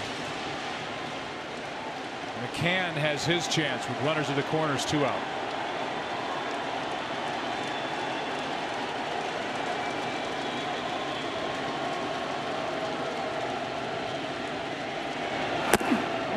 I'm telling you, Yankees are fine with 2 solo home runs to this point. They still believe that their advantage comes from this point on in the pen, out of the pen, with what the Astros are going to go with versus what the Yankees can go with.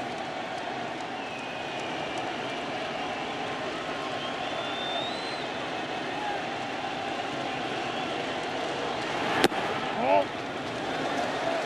2-1.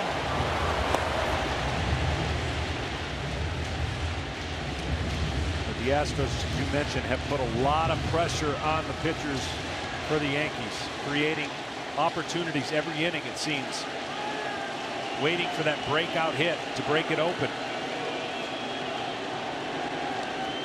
See how good Canely has been this postseason. Tonight, the Astros get him for at least one, have a chance for more.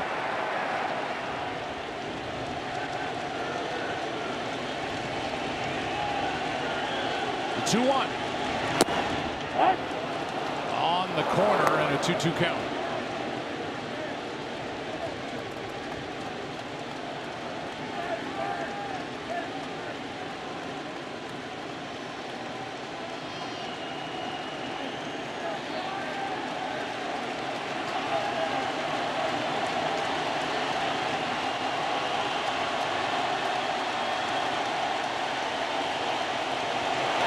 That is down into the corner. One-run scores. Correa. Gurriel to third. They'll bring him to the plate. Throw home by Castro. Not in time. 4-0 Houston.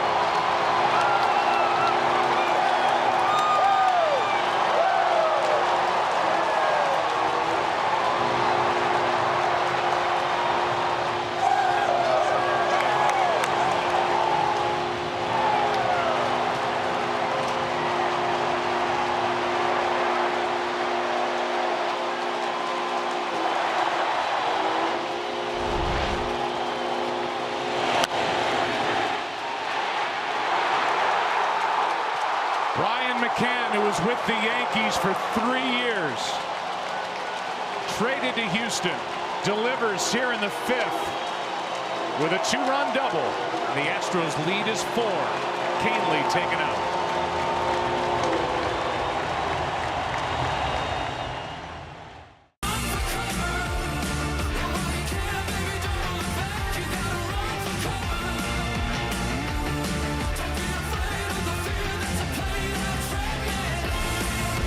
The Astros put up 7 runs on 8 hits last night. They have 4 runs on 9 hits tonight.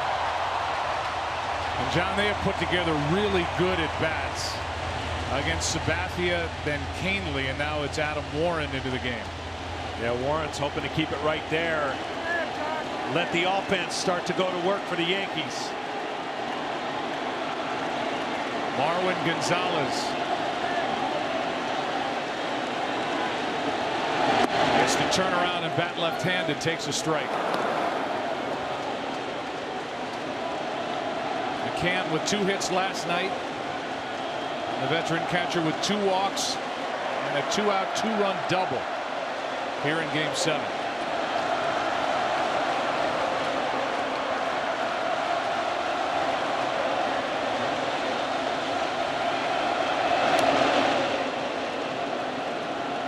Well, 5 straight changeups to McCann. The first one was a swing and miss, and then this one he didn't miss. And he hit it, and it stayed in the ballpark. Why is that huge? Well, because it allowed the runner from first to round the bases. Nolan Ryan certainly impressed by that. And McCann with the big hit to create gap for the Astros. 7th man to bat in the inning is Gonzalez.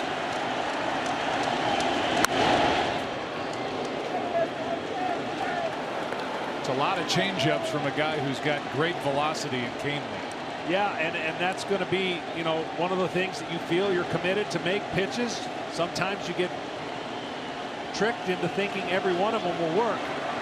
But McCann basically sold out for inner half and changeup and didn't miss it and kept it fair.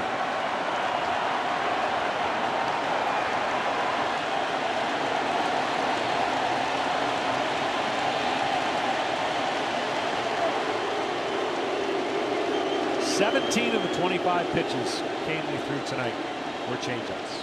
And that's a little bit of the fear factor of how good of a fastball hitting team the Astros are.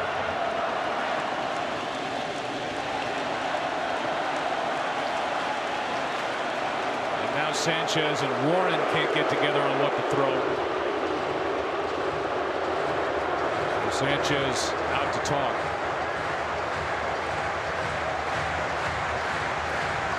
The emergence of Gary Sanchez at the end of last year when he had that monster August allowed the Yankees the freedom to trade away Brian McCann, and here he is for the Astros. A couple of big hits last night. A huge one here with 2 out tonight. Well, you know deep down inside what he's thinking. That's ball 1. He's like, he understands it, but he's hoping he gets to move on, and that hit could be a big part of it as the rest of this game unfolds. Now a long rest for McCullers. He has thrown, sat down, waited. Now he's thrown again. But he'll take that long rest to know he's got 4 runs now to work with. Taking it to the bag is Bird. And the inning is over, but damage is done. And it's Altuve who got it started with a 1-out home run into right. He always seems to be in the middle of it for Houston. It's 4-0 Astros after 5 in Game 7.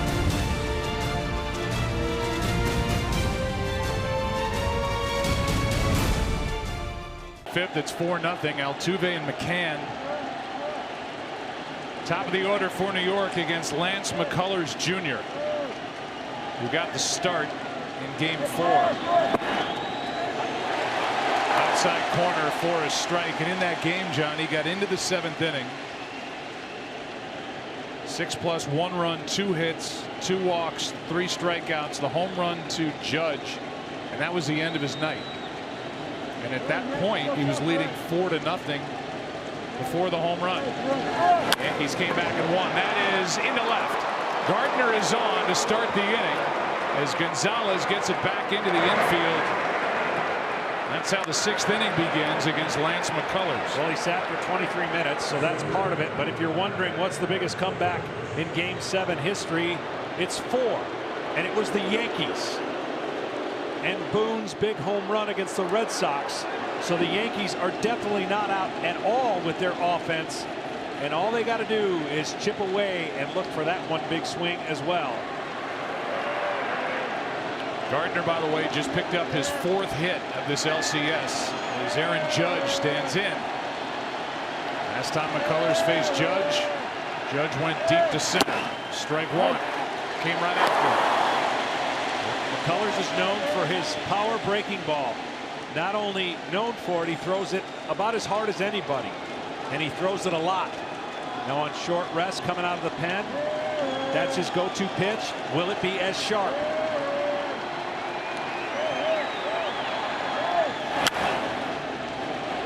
That's fouled away, strike 2. 2nd relief appearance for McCullers. 2nd time he has done it in this postseason. Had a bat back, was an all-star, and just started to round back into form by the end of the year. Well, he better make a better breaking ball than he just did to Judge.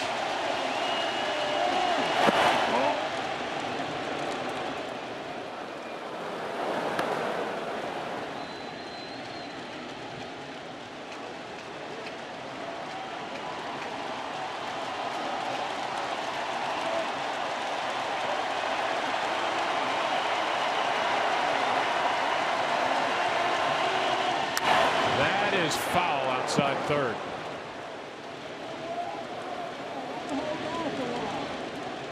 Yankees offense for this series here in Houston. 32 innings. They put up 3 runs. They've lost 2 guys at the plate. Actually, the same guy twice. And it took a perfect play and throw from Bregman and tag from McCann to get Bird last inning to keep the lead. And then the Astros tacked on 3 more, lead 4-0.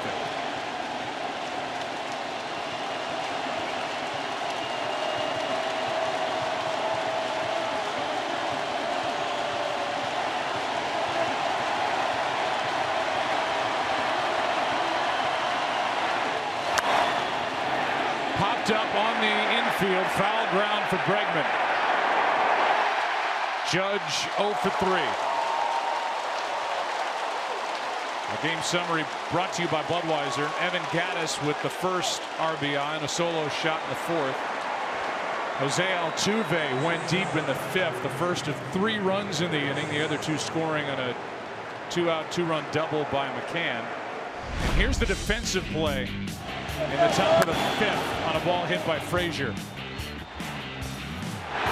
If that throw, John, is anywhere else, Bird's safe. That's how good that play was. Absolutely, and they couldn't afford to short hop it, so he threw it at the height that was perfect enough for McCann to get a glove and go right to the spike of Bird. Strike 1 on Gregorius. So this is what I've learned to like about this version of the Yankees. They're young and they don't know a lot about history, which has been a good thing, because you know what? They were done in everybody's eyes with the Indians down 0-2. They didn't pay attention to it. They came and won. They were basically done down 2-0 and had to know that they were going to face Keuchel and Verlander again. They didn't pay attention to it. They're here in game 7. They're not done in this game. That is a foul ball.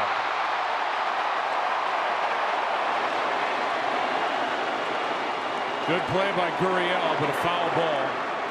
And strike 2 on Gregorius.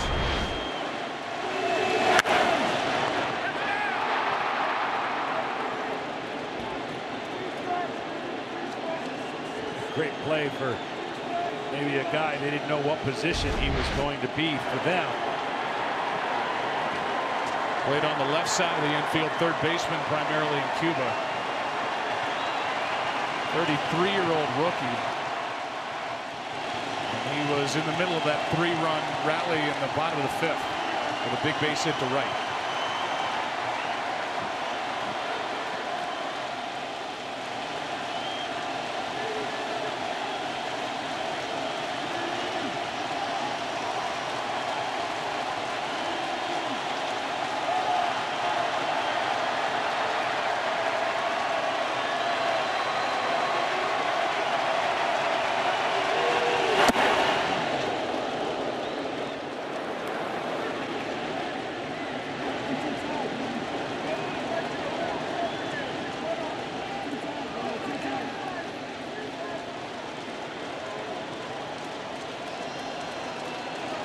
Gregorius with 3 postseason home runs, 28 total for the year.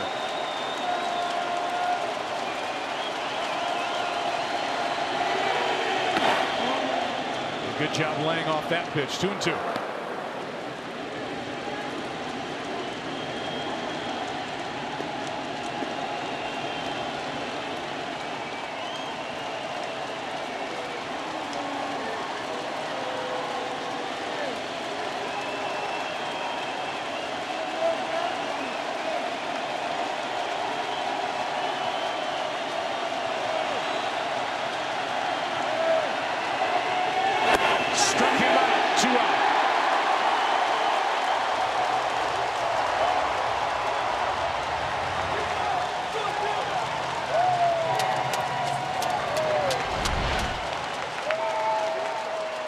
There it is. So much break and so firm. Indeed, he just could not make contact. Now Gary Sanchez, who has a base hit through the right side, beat the shift in the second, lined out in the fourth. 5 for 24 with a home run in this series. That is to third. Bregman, the short route. Inning over. A leadoff hit. McCullers gets around it. And game 7 goes into the bottom of the 6th inning. As the Yankees may want to look at this one more time. And they won't. Altuve got his foot on the bag. Throw beats him, and he just got there. 4-0 Houston, bottom of the 6th inning in game 7. Welcome back to the ALCS, presented by Camping World on FS1. Bottom of the 6th inning in a 4-run game. It's 4-0 Houston. Strike 1 to Reddick. We talked about the left-handed lineup for the Astros had to start getting going. Only 5 hits. Hard to believe. coming into this game out of left-handers, two big ones. And tonight, one with Reddick, and obviously the one by Brian McCann, the double that added 2 more runs. As far as hitters are concerned, in the 4 games so far in Houston in this series, the Yankees have struck out 43 times. The Astros just 17.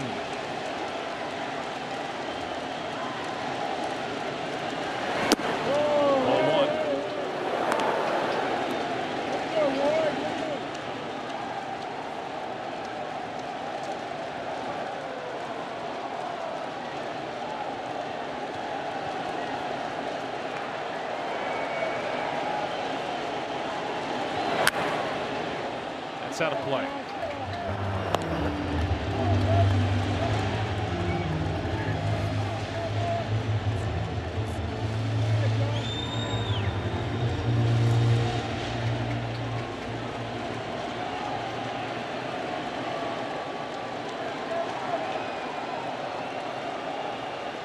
Adam Warren closed out the 5th inning. Left side. Tricky hop, and Frazier stays with it, 1 out. Tomorrow on Fox, a full slate of games headlined by Drew Brees and the Saints taking on the Packers and the Cowboys at the 49ers. Check local listings for the game in your area.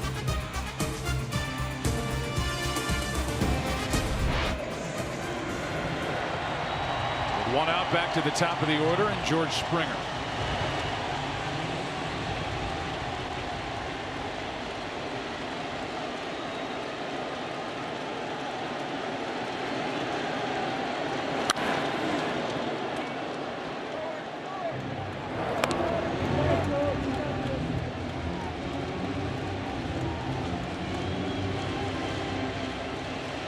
Looking to get his swing back on track. Monster first half. Some injuries in the second half. The second half not as good. Only 7 home runs in the second half. 0-1. Popped up, straight up. Gary Pettis, who's wearing a microphone, watches Todd Frazier pull that one in, 2 out. There's Gary. Here's a little snippet in the life of a third base coach. This is a play where you have to read it. If it's a slow roller up there and you can beat him in there and you can score, you can go. But one right here where they're not going to turn to, you don't have to go.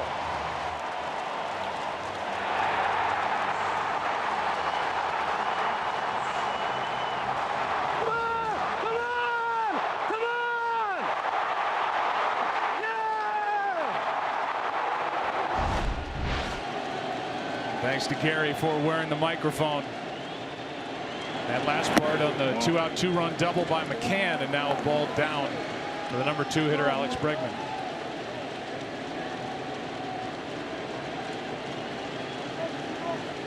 Talking to third base coaches, a lot of stress on plays like that.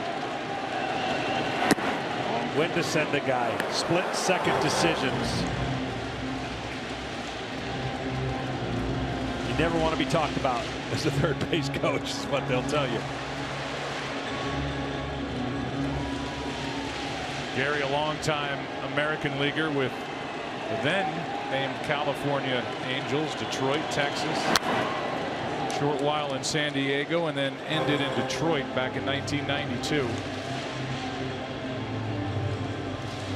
He was there to cheer on Gurriel, who scored behind Correa on that double by McCann last inning. 5-time Gold Glove Award winner was Gary Pettis. 2-1. 2-2.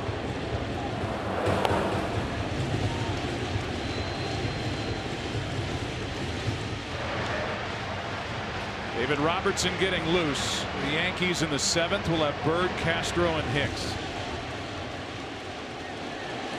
Only 3 hits tonight for New York. 2-2. Into center for Hicks. That sends Game 7 into inning 7. Yankees coming up as they trail by 4.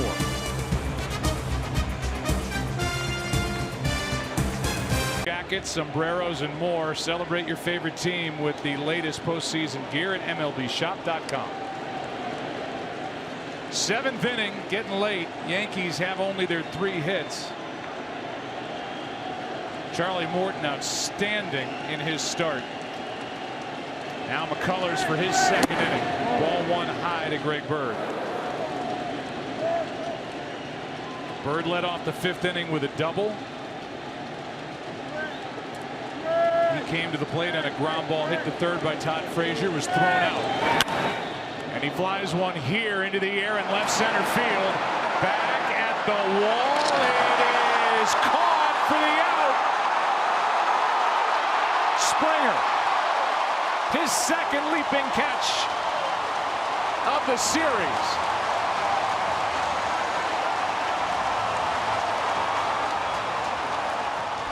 And he caught it over his teammate. It's so loud in here. He's yelling, I got it. Great athlete, goes higher and gets it done. Oh my.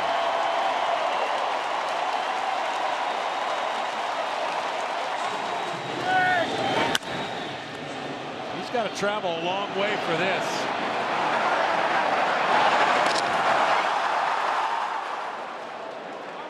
And then the reaction from Greg Bird, like the reaction by Todd Frazier last night. A leaping grab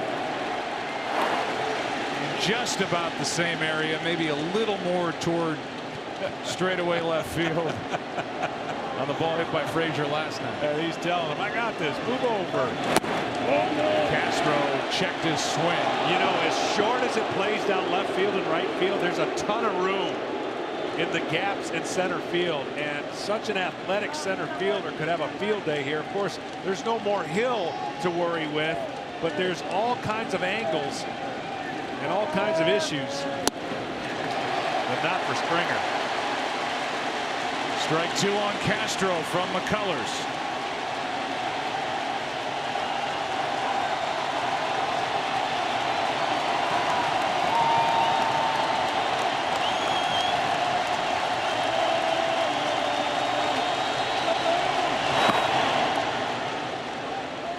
Five strong by Morton, 2 hits. Houston starters at home. This postseason, 6 starts.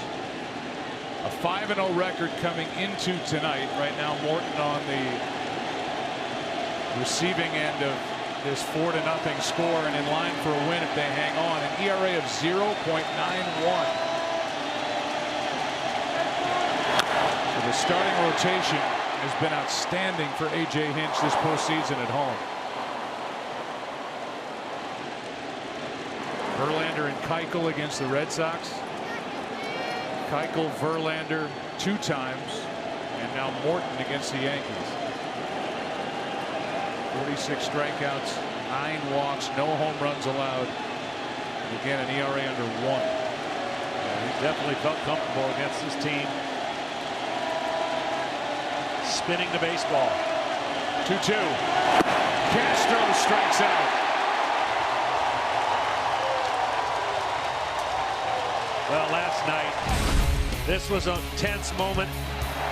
Off of Verlander, that ball's crushed. But almost in a different way. He's able to get up there, judge it, get it. The difference is, tonight he had to deal with a teammate. Teammate thinks he's got it. The teammate's not going to jump, but here comes Springer dunking over him.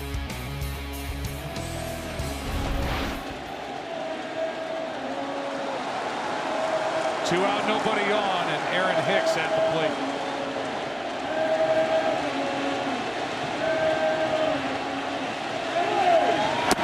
Strike 1 from McCullers.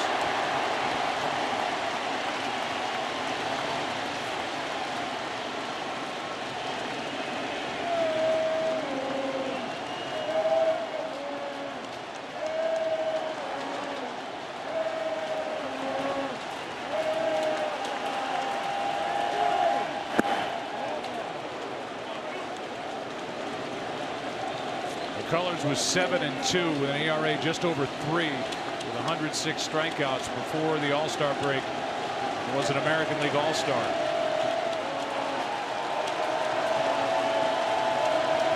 Twice on the disabled list with a bad back.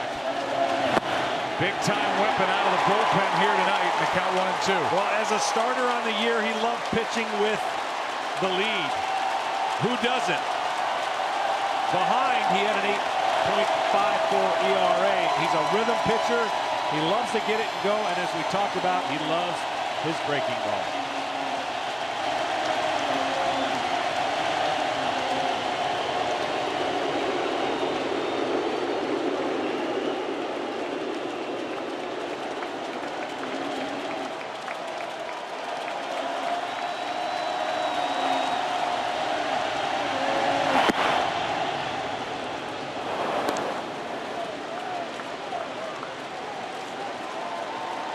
Yankees trying to find anything to feel better about this situation in Game 7.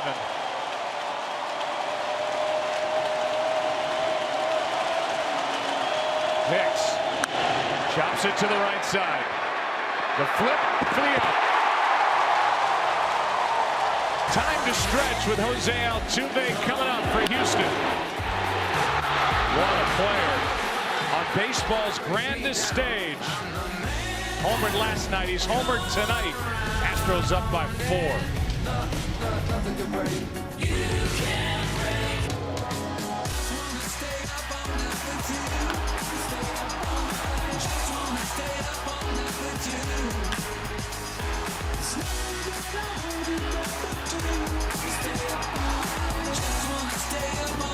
Little back for you off his new album, Colors. It is a great album, in my humble opinion. Game 1 of the World Series coming up on Tuesday night. 7:30 Eastern on Fox. The winner of this game at the Dodgers, who are in the World Series for the first time since 1988. It's also streaming live on Fox Sports Go. Home runs mean more this postseason as T-Mobile is guaranteeing at least $1 million for hurricane recovery efforts, with every home run hit worth $10,000. David Robertson, whoa, that one up and into Altuve. You can help break $1 million by including hashtag HR4HR in your tweet. T-Mobile will donate an additional $1 each time. And Robertson saying sorry as that one got away up and into Altuve.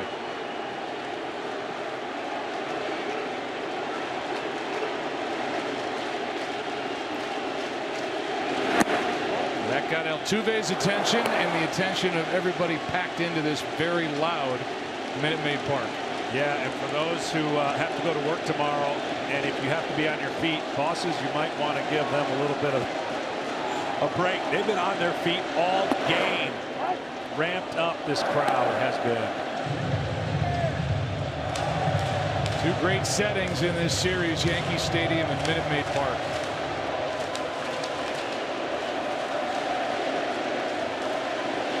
And they love this guy, Altuve. 2-2. Matter of fact, on my way here, as you look at the numbers here, there was a wedding today at our hotel, and they were really stressing about it. I said, are you serious on Game 7 in Houston? That's commitment. I'm banking that one's going to last. See the combination, keystone combination for Houston. So much better here at home as Robertson gets Altuve to start the 7th. Good work by Adam Warren, an inning and a third, all zeros.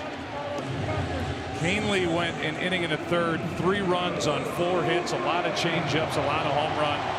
Sabathia couldn't get through 4. He's still out there watching as this Game 7 is in the bottom of the 7th with Houston up by 4. Yeah, and he would never be taken out in any other game, right? I mean, that's the argument going around in baseball. What are starters expected to do? He only gave up 1 run. He had runners on first and second. Now you understand the anxiety in a Game 7 and why Joe pulled him. He got the double play. Breaking ball hammered into left by Correa. His 2nd hit of the night. You can understand why everybody will be on call for a Game 7. But sometimes you just put people a little bit out of their comfort zone by asking them to do things they normally wouldn't. Either way you slice it, tough sledding for managers in Game 7 in their decision process and information that's given. Yuli Gurriel with a base hit into right back in the 5th on a 3-2 pitch with Correa running. He went to 3rd. And both Correa and Gurriel came in to score on the 2-out 2-run double by McCann. That made it 4-0. It's still 4-0.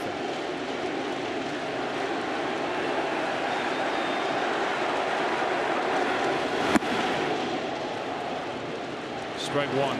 By the way, Altuve tonight has become the 3rd player in postseason history with a home run in Game 6 and 7 of a postseason series out of the number 3 spot in the order. The other 2, Mickey Mantle in 1952 in the World Series against Brooklyn. Roberto Clemente in 1971 in the World Series against Baltimore. Wow. Well, coming into this postseason, Altuve only had 4 singles. Now, he hasn't had a lot of experience with the postseason, but that's not going to be the case anymore. Power, homers, and maybe an MVP.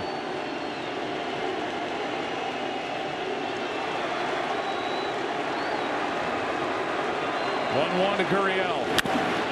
A hanger again, and it's just smoked foul. You know, you think about what Charlie Morton was able to do. He threw 5 innings, 23 fastballs, and 21 strikes. Pat, under the gun in Game 7, was pretty good. It was better than pretty good.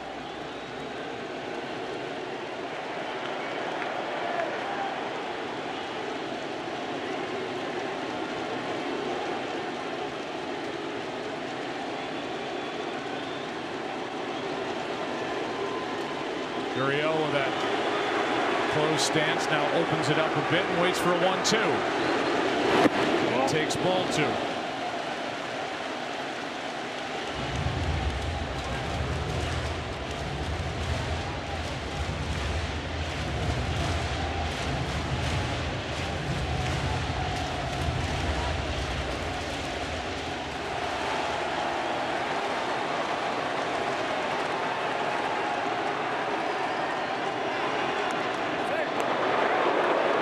Correa was almost wandering too far. And Robertson knows a better throw might have had him.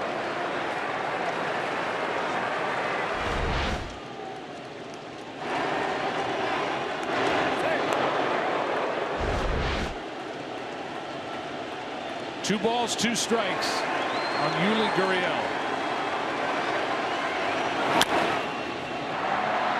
Castro flips, got 1, can't get both.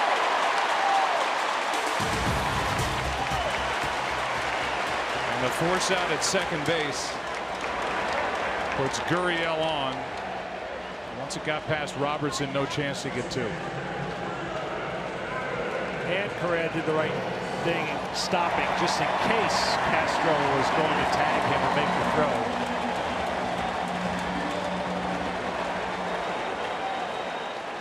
Here's Gaddis, 1 for 3 with a home run.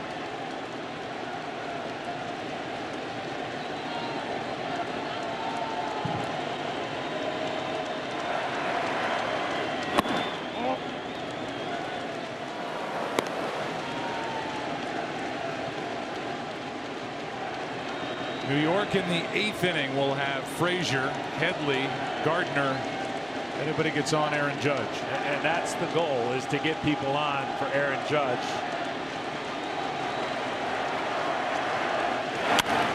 Popped up on the infield. Gregorius calls. We're through 7. Yankees coming up. Getting late. Down 4.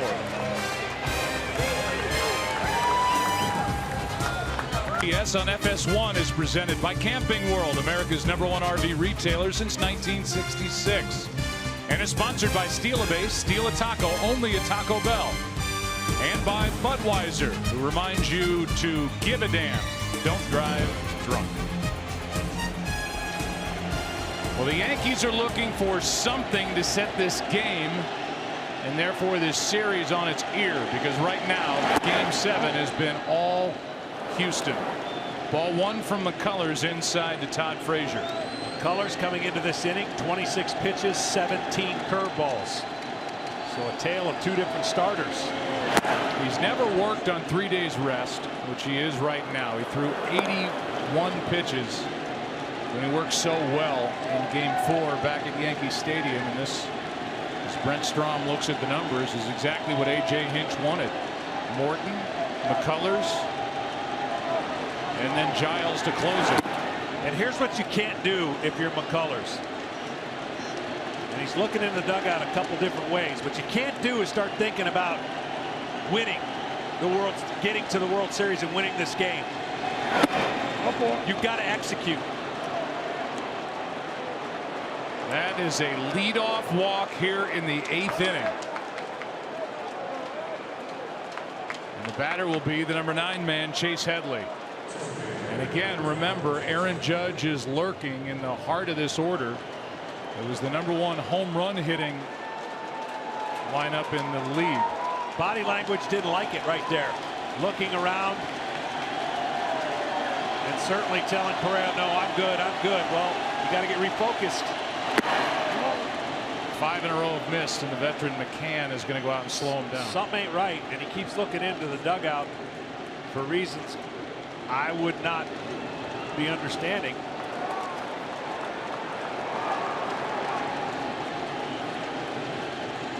Correa trying to get the attention of where do they want to play. Headley. Harris is up for the second time. 1 ball, 1 strike on Headley, who's 0 for 2.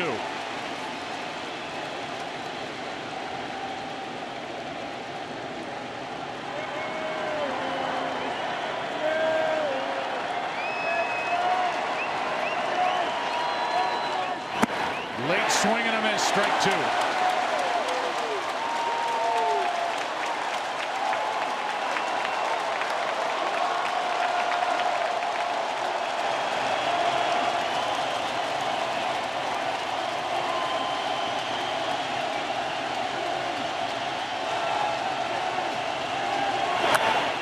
Just stays alive.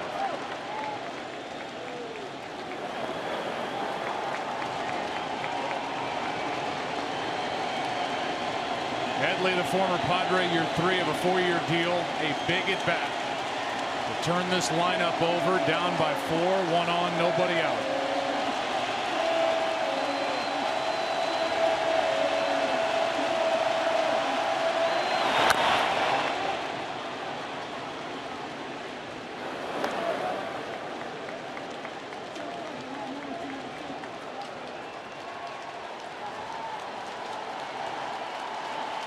Gardner, who has a hit tonight, on deck.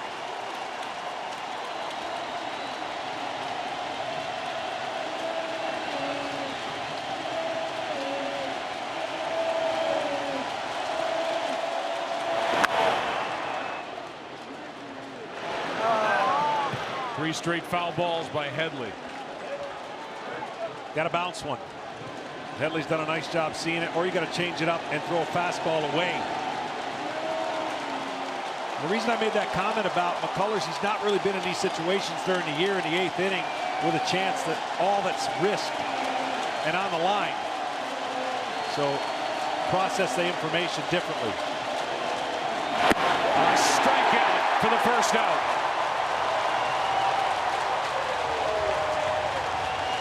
Oh, what could have been in a series. You always look back and you say, okay, in the 5th inning, this could have turned it around. A great defensive play, and McCann gets the ball, holds on to the ball. For the Yankees, it has not worked out the same way at home plate. In a couple situations in Game 2, a sure out at the plate. Unfortunately, Sanchez couldn't come up with it. Then another play. Last night, same scenario, can't come up with it. You don't know what would have happened had those been different. That's why Game 7, we're here. Batter is Gardner, ball 1. Well, that play, every time you look at it, with Bregman and McCann, it's eye-popping where that throw was, and that McCann was able to catch, tag, and hold on. It was unbelievable, and the home plate has been where the Astros have benefited. in this series. That was in a 1-0 game at the time. Good pitch that time from McCullers, whose dad pitched for the Yankees in '89 and '90.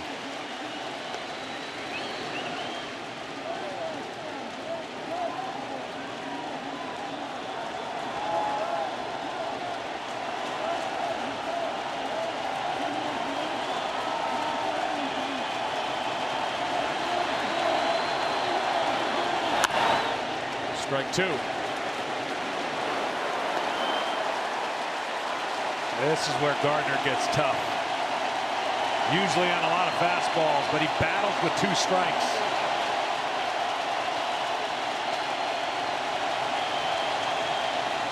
He wants nothing more than to give Judge an opportunity with 2 runners on.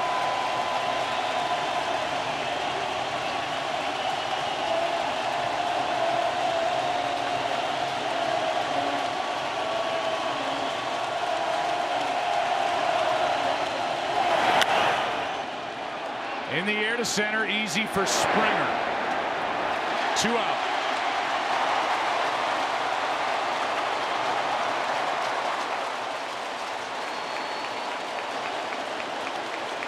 And now Aaron Judge, who could cut the lead in half.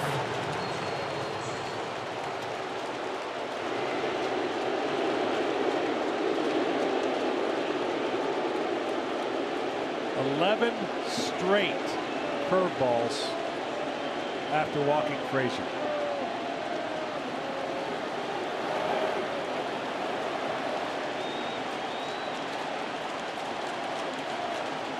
AJ looking for advice, maybe. Alex Cora down there, who may very well be the next manager of the Red Sox. A swing and a miss by Aaron Judge. The Yankees scored 19 runs in 3 games at Yankee Stadium. So far, 3 runs here in 3+ games.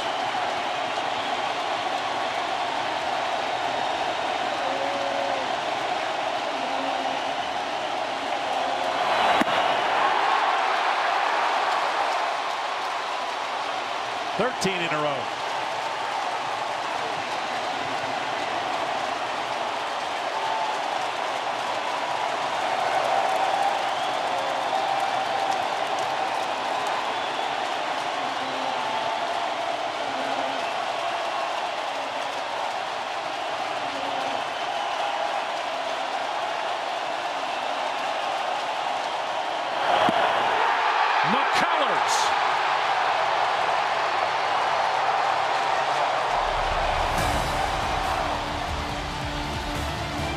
Still 4-0 Astros.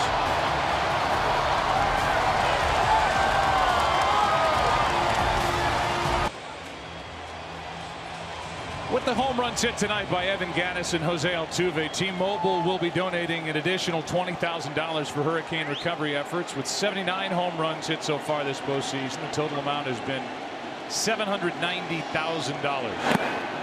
Help break $1 million by including hashtag HR4HR in your tweet. T-Mobile will donate an additional $1 each time. Back to work is Robertson. At the plate is McCann, who's had a nice couple of nights here in games 6 and 7. His defensive play in the 5th inning as big as his 2-out 2-run double in the bottom half of the 5th. Yeah, it sure was. You can't imagine what that's like, the timing of the throw and the runner coming in. Brought him in here to instill some confidence and veteran leadership. And he's done a great job handling the pitching staff. Yeah, he'd like his offense to be a little bit better, but the timing of his offense tonight was pretty good. Marwin Gonzalez and then Josh Reddick, bottom 3 in the lineup against Robertson. Heart of the order will bat for New York in the 9th. And the bullpen is quiet for Houston. So as it stands right now, unless they spring into action here in a second. A.J. Hinch even mentioned this before the game. He said this may be one of those old-fashioned saves for McCullers where you go 3 or more innings and nail it down. He's been good. McCann strikes out, 1 away. Our Hankook Tire dynamic play will turn it into player of the game. Charlie Morton, the starter. How good was he, John? He was unbelievable. He was fearless of throwing strikes, which is what you got to have and trust your stuff. And the Yankee hitters came out and were aggressive, and they made a lot of quick outs. And Charlie Morton made quick work to get through 5 innings. As I mentioned, 36 pitches through 4 going into the 5th inning. There's the numbers. You know he's got to feel really good about his work. Ball 1 now to Gonzalez. So with all these possibilities, and Keuchel, and who else are you going to bring out of the bullpen? McHugh and Davinsky and Harris and Giles. It could be just Morton and McCullers to cover the 9 innings for A.J. Hinch, which I don't think anybody would have predicted coming into this Game 7. No, for sure. And I think just seeing with his own eyes, A.J., the rhythm that McCullers is in, he's taken the information and said, I don't need that information. I trust my eyes. The guy's dealing. And at this point, to what we can see, it looks like he's going to be given the opportunity to go out there for the 9th.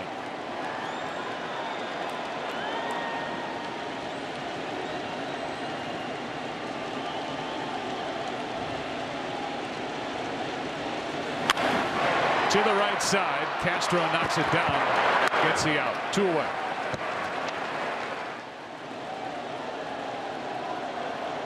Here in Houston, the Astros pitchers overall, I talked about the starters earlier who could go to 6-0 if the Astros hang on and Morton gets the win. But at home in this series, 35 innings, an ERA of 0.77. 46 strikeouts. It's been phenomenal, and they have been phenomenal all year here in this ballpark. Reddick takes the ball.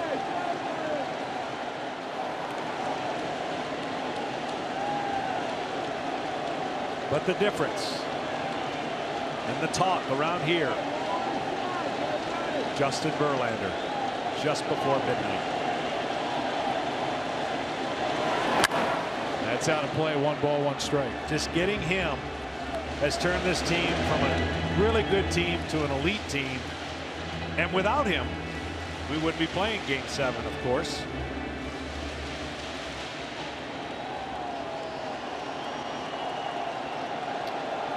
Nine innings in Game 2, 7 hard-fought innings last night. That's strike 2 on Reddick.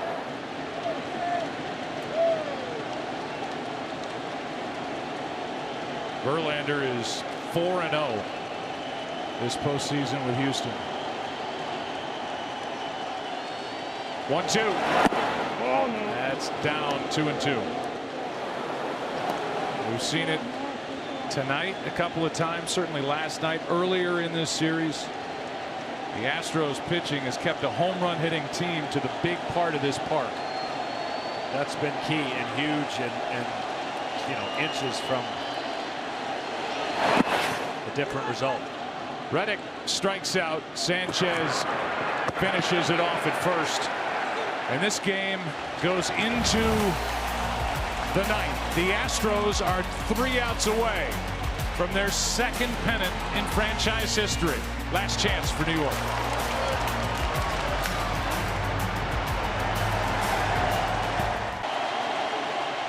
Ninth inning now of Game 7. Houston leading 4-0. Lance McCullers Jr. back to work. Strike 1 on Didi Gregorius.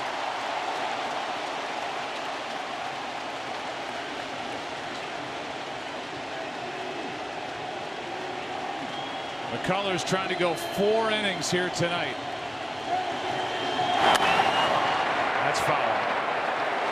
If the Astros win here, this will be the 5th time the home team has won every game in a best-of-7 series in postseason history. The last time it happened, the Astros were on the short end. The Cardinals beat them 4-3 in the 04 NLCS. The 0-2, 1 away.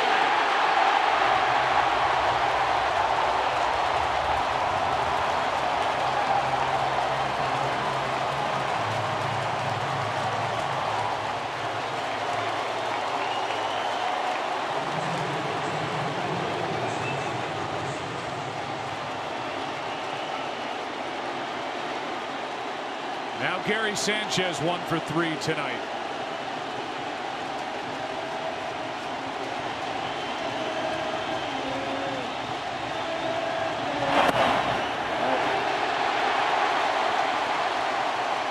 You really don't need signs, do you? Just keep throwing the curveball.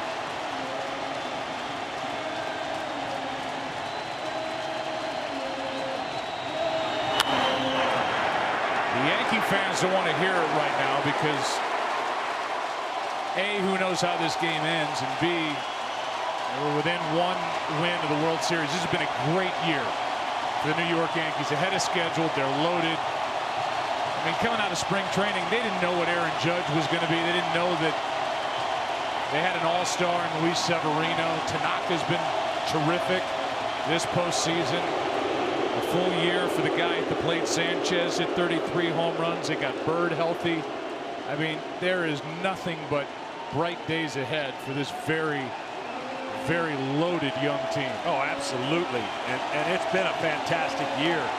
And it still has, obviously, 2 outs left in it, but this team is grinding together. A foul tip keeps Sanchez alive as McCann can't hang on. And honestly, what the Astros went through to get here was 5 painful years. The Yankees haven't had painful years. They've been built for every year. It just happened to be a little ahead of the curve in what their rebuild was in 1 year.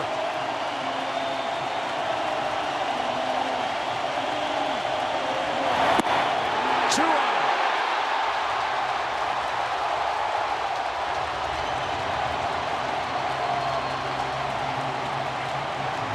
McCullers is 1 out away from his first career save. The Astros are 1 out away from their first AL pennant, second pennant in franchise history.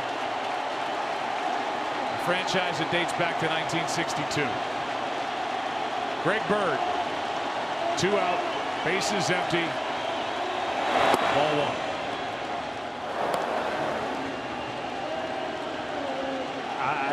This crowd has been unreal. Standing the entire game, basically. Now McCullers is going to ask for a different baseball. His heart's got to be racing. Game 7, facing the team his dad pitched for.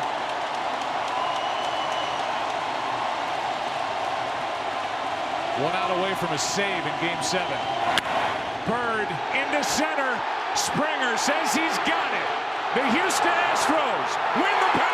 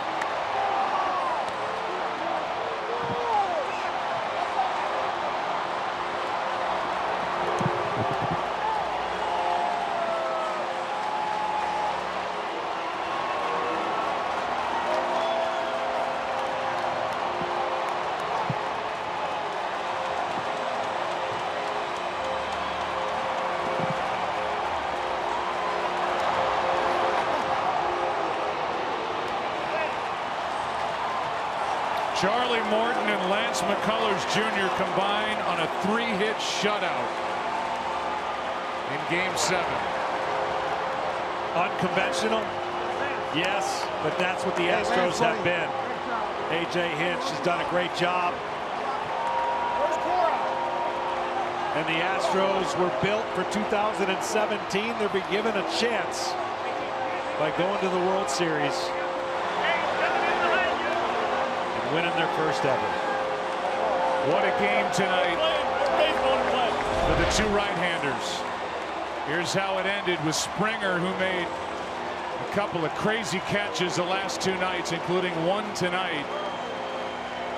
This one easy. And the celebration, which I think, as you said, started here at Minute Maid Park at about 6 o'clock tonight, will continue deep into the night on Saturday here in Houston as they've won the pennant. This really has been an enjoyable series to watch, obviously to broadcast, but the storylines and the momentum changed so many different ways. Coming here to Game 7, the Yankees had a lot of momentum going. And what the Astros did to shut down their offense was short of incredible. A.J. Hinch in his third year has the Astros in the World Series for the second time in franchise history. Let's go down to Ken Rosenthal. Joe, thank you. Lance, you entered the game with a 4-0 lead in the 6th inning. You're on 3 days rest. It's not your normal role. What were you thinking? Listen, I told AJ after we lost Game 4, I said, I don't care what it is. I want the ball in Game 7. I'll start the game. If you only want me to go 3 innings, I'll start the game and go 3 innings. When they come out of the pen, I'll come out of the pen. This city, man, they deserve this. And this is awesome. Now, you wanted to start the game. What was it like finishing and clinching the ALCS? Well, I talked to Dallas yesterday, and he said, hey, you may not be starting, but you may finish it. And I said, man, if I have the ball with any opportunity to finish that game, I'm emptying the gas tank with every pitch, and I'm just going to keep going and going until, you know, they tell me otherwise. I did not want to come out of that game, and I cannot say no about this team, man. This team is unreal. Everyone wrote us off, man. Win the first 2, lose 3 in Yankee Stadium, you know, and we're resilient, and we knew we were coming home. We had our dude on the mound, Verlander, and got us this game. Charlie Morton did an unbelievable job. Man, this team is just start to finish unreal. Well, congratulations, Lance. Now over to Tom Verducci. Thanks, Ken. Well, Brian McCann, your team came home facing 2 elimination games, and you allowed the New York Yankees 1 run. What clicked for this team? We've been doing this all year long. They pitched us as good as you could possibly pitch us. And they held us down for as long as they could. But when you got some of the best players in the game and you got a bunch of them on one team, I mean, it's just it's incredible to come to work every day, and the talent I get to watch every day from behind the plate. I'm speechless because of what these guys can do on a baseball field, and they're so young and talented, and I'm honored to be a part of this team. Well, Brian, you caught a lot of strikes tonight, none bigger than the one from your 23-year-old third baseman, Alex Bregman, getting Greg Bird at the plate, potential tying run. Yeah. Take us through that play. Yeah, I have no idea how it stayed in my glove or how I caught it or how he put it right on the money, and it was just perfect all the way around. It stayed in. Breggs put it right on the money, and I was able to hang on. Brian, congratulations. Thank you so much. Back to you, Joe. All right, thank you, Tom. Thanks, Ken. How about the last 3 MLB Game 7s in the postseason? You've got 3 different pitchers getting their first career saves to end the series and win. Last year it was Mike Montgomery, his first career save in the 10th inning of Game 7 for the Cubs. 2 years before that, it was Madison Bumgarner, his first career save in that brilliant effort in Kansas City. And tonight, it's that man, Lance McCullers Jr., who went 4, 1 hit, 6 strikeouts, 1 walk, and the combo of Morton and McCullers, a 3-hit shutout and a 4-0 win. That's why Game 7s are awesome. You never know what you're going to get. Kevin and the guys are coming along after the break. It's going to be some kind of World Series, and it will be the Houston Astros representing the American League. It will be the Los Angeles Dodgers representing the National League. Man, this is going to be some kind of series coming up. We're not even going to take a break. We're going to send it to the guys in the studio. This series was a joy to witness, and it's the Astros outlasting the Yankees tonight, 4-0 in Game 7. Kevin, guys, back to you in LA.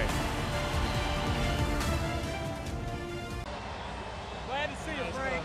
Houston, tonight we have no problems, Houston. Your team is going to the World Series. With me from your American League champions, owner and chairman Jim Crane, president of business operations Reed Ryan, general manager Jeff Luno, and manager AJ Hinch. Also with me, Hall of Famer and special advisor to the commissioner, Frank Robinson. I believe you have some hardware to pass out. I do, and I'm proud to do it. The first piece of hardware goes to William Heritage American League Championship Trophy.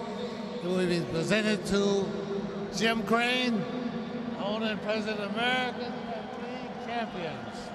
Here you are, Jim. Congratulations.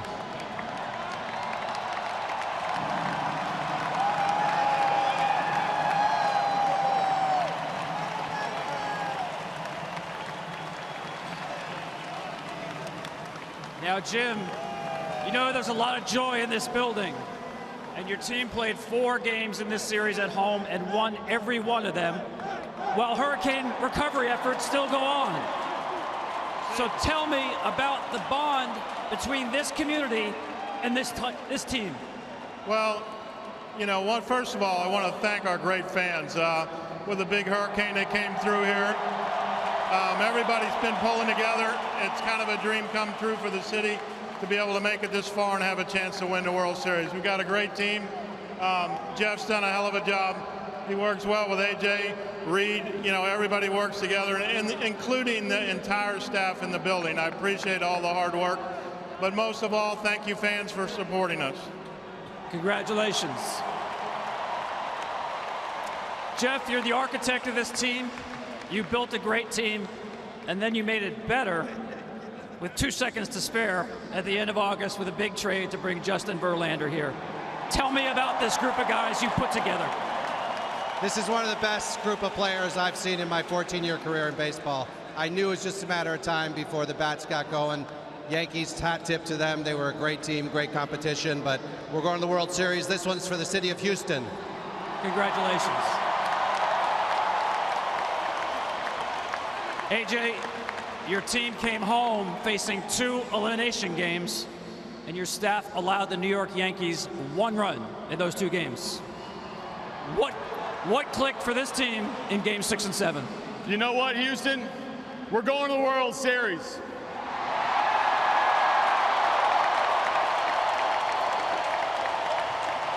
We came home to win this in front of you fans. We thank all of you for coming out and celebrating with us, because we're going to the World Series and we're going to bring back 4 wins.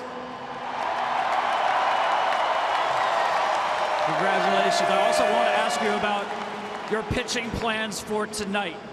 You only used 2 pitchers. Did you have that in mind?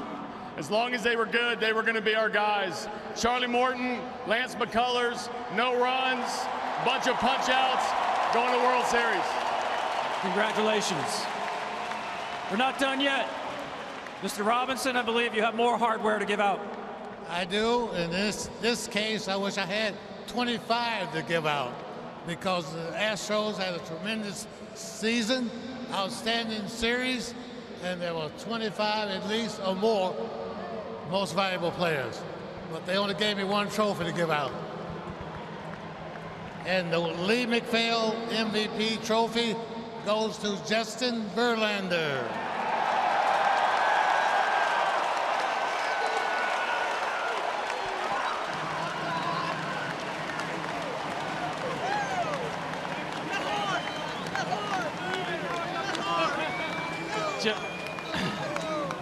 Justin, I talked with Jeff about how close this trade at the end of August came to not happening. 2 seconds to spare. Tell me about what was going through your mind and what you envisioned happening in Houston. You know, I got to say, it came down to the wire, and one thing kept going off in my head was Dallas when he called me. He said that I won't regret the decision to join the Houston Astros. And here we are right now. It's the best feeling in the world. We got 4 more wins to win a World Series. I do not regret my decision to come here. This is the best feeling a player can have. So thank you. Justin, I saw a sign last night in the stands that said, "Hey, Kate, we love Justin too." I believe there's a love affair building here between you and this city. Well, I think you saw, I don't know if you saw last night, but Jose Altuve and I, we literally love one another. I literally love you, Papi. No, I love everything. I love everything about this city. The fans have really embraced me and my family, from ownership all the way down to every single teammate, embraced me and made me feel welcome from the second I got here. And that means so much, and I'm so happy to be able to contribute back and hopefully help us win a world championship. The MVP trophy is yours. Pick it up. Jose Altuve, it seems like when good things happen to the Astros, it starts with you. First of all, tell me about the home run you hit tonight. I mean, I swung the ball. I didn't know the ball was out. When I saw that, I couldn't believe it. I didn't know what to do, but I was happy that I held my team. You've been here a long time with the Astros. When did you believe that a night like this would be possible?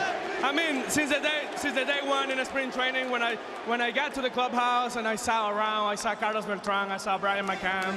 We didn't have Verlander by that time, but I mean, it was a lot of talent with capability players, and you know, we did it. I don't know what to say right now. I'm nervous, but I'm happy, and I want to thank every single fan in the stadium for all the support to my team.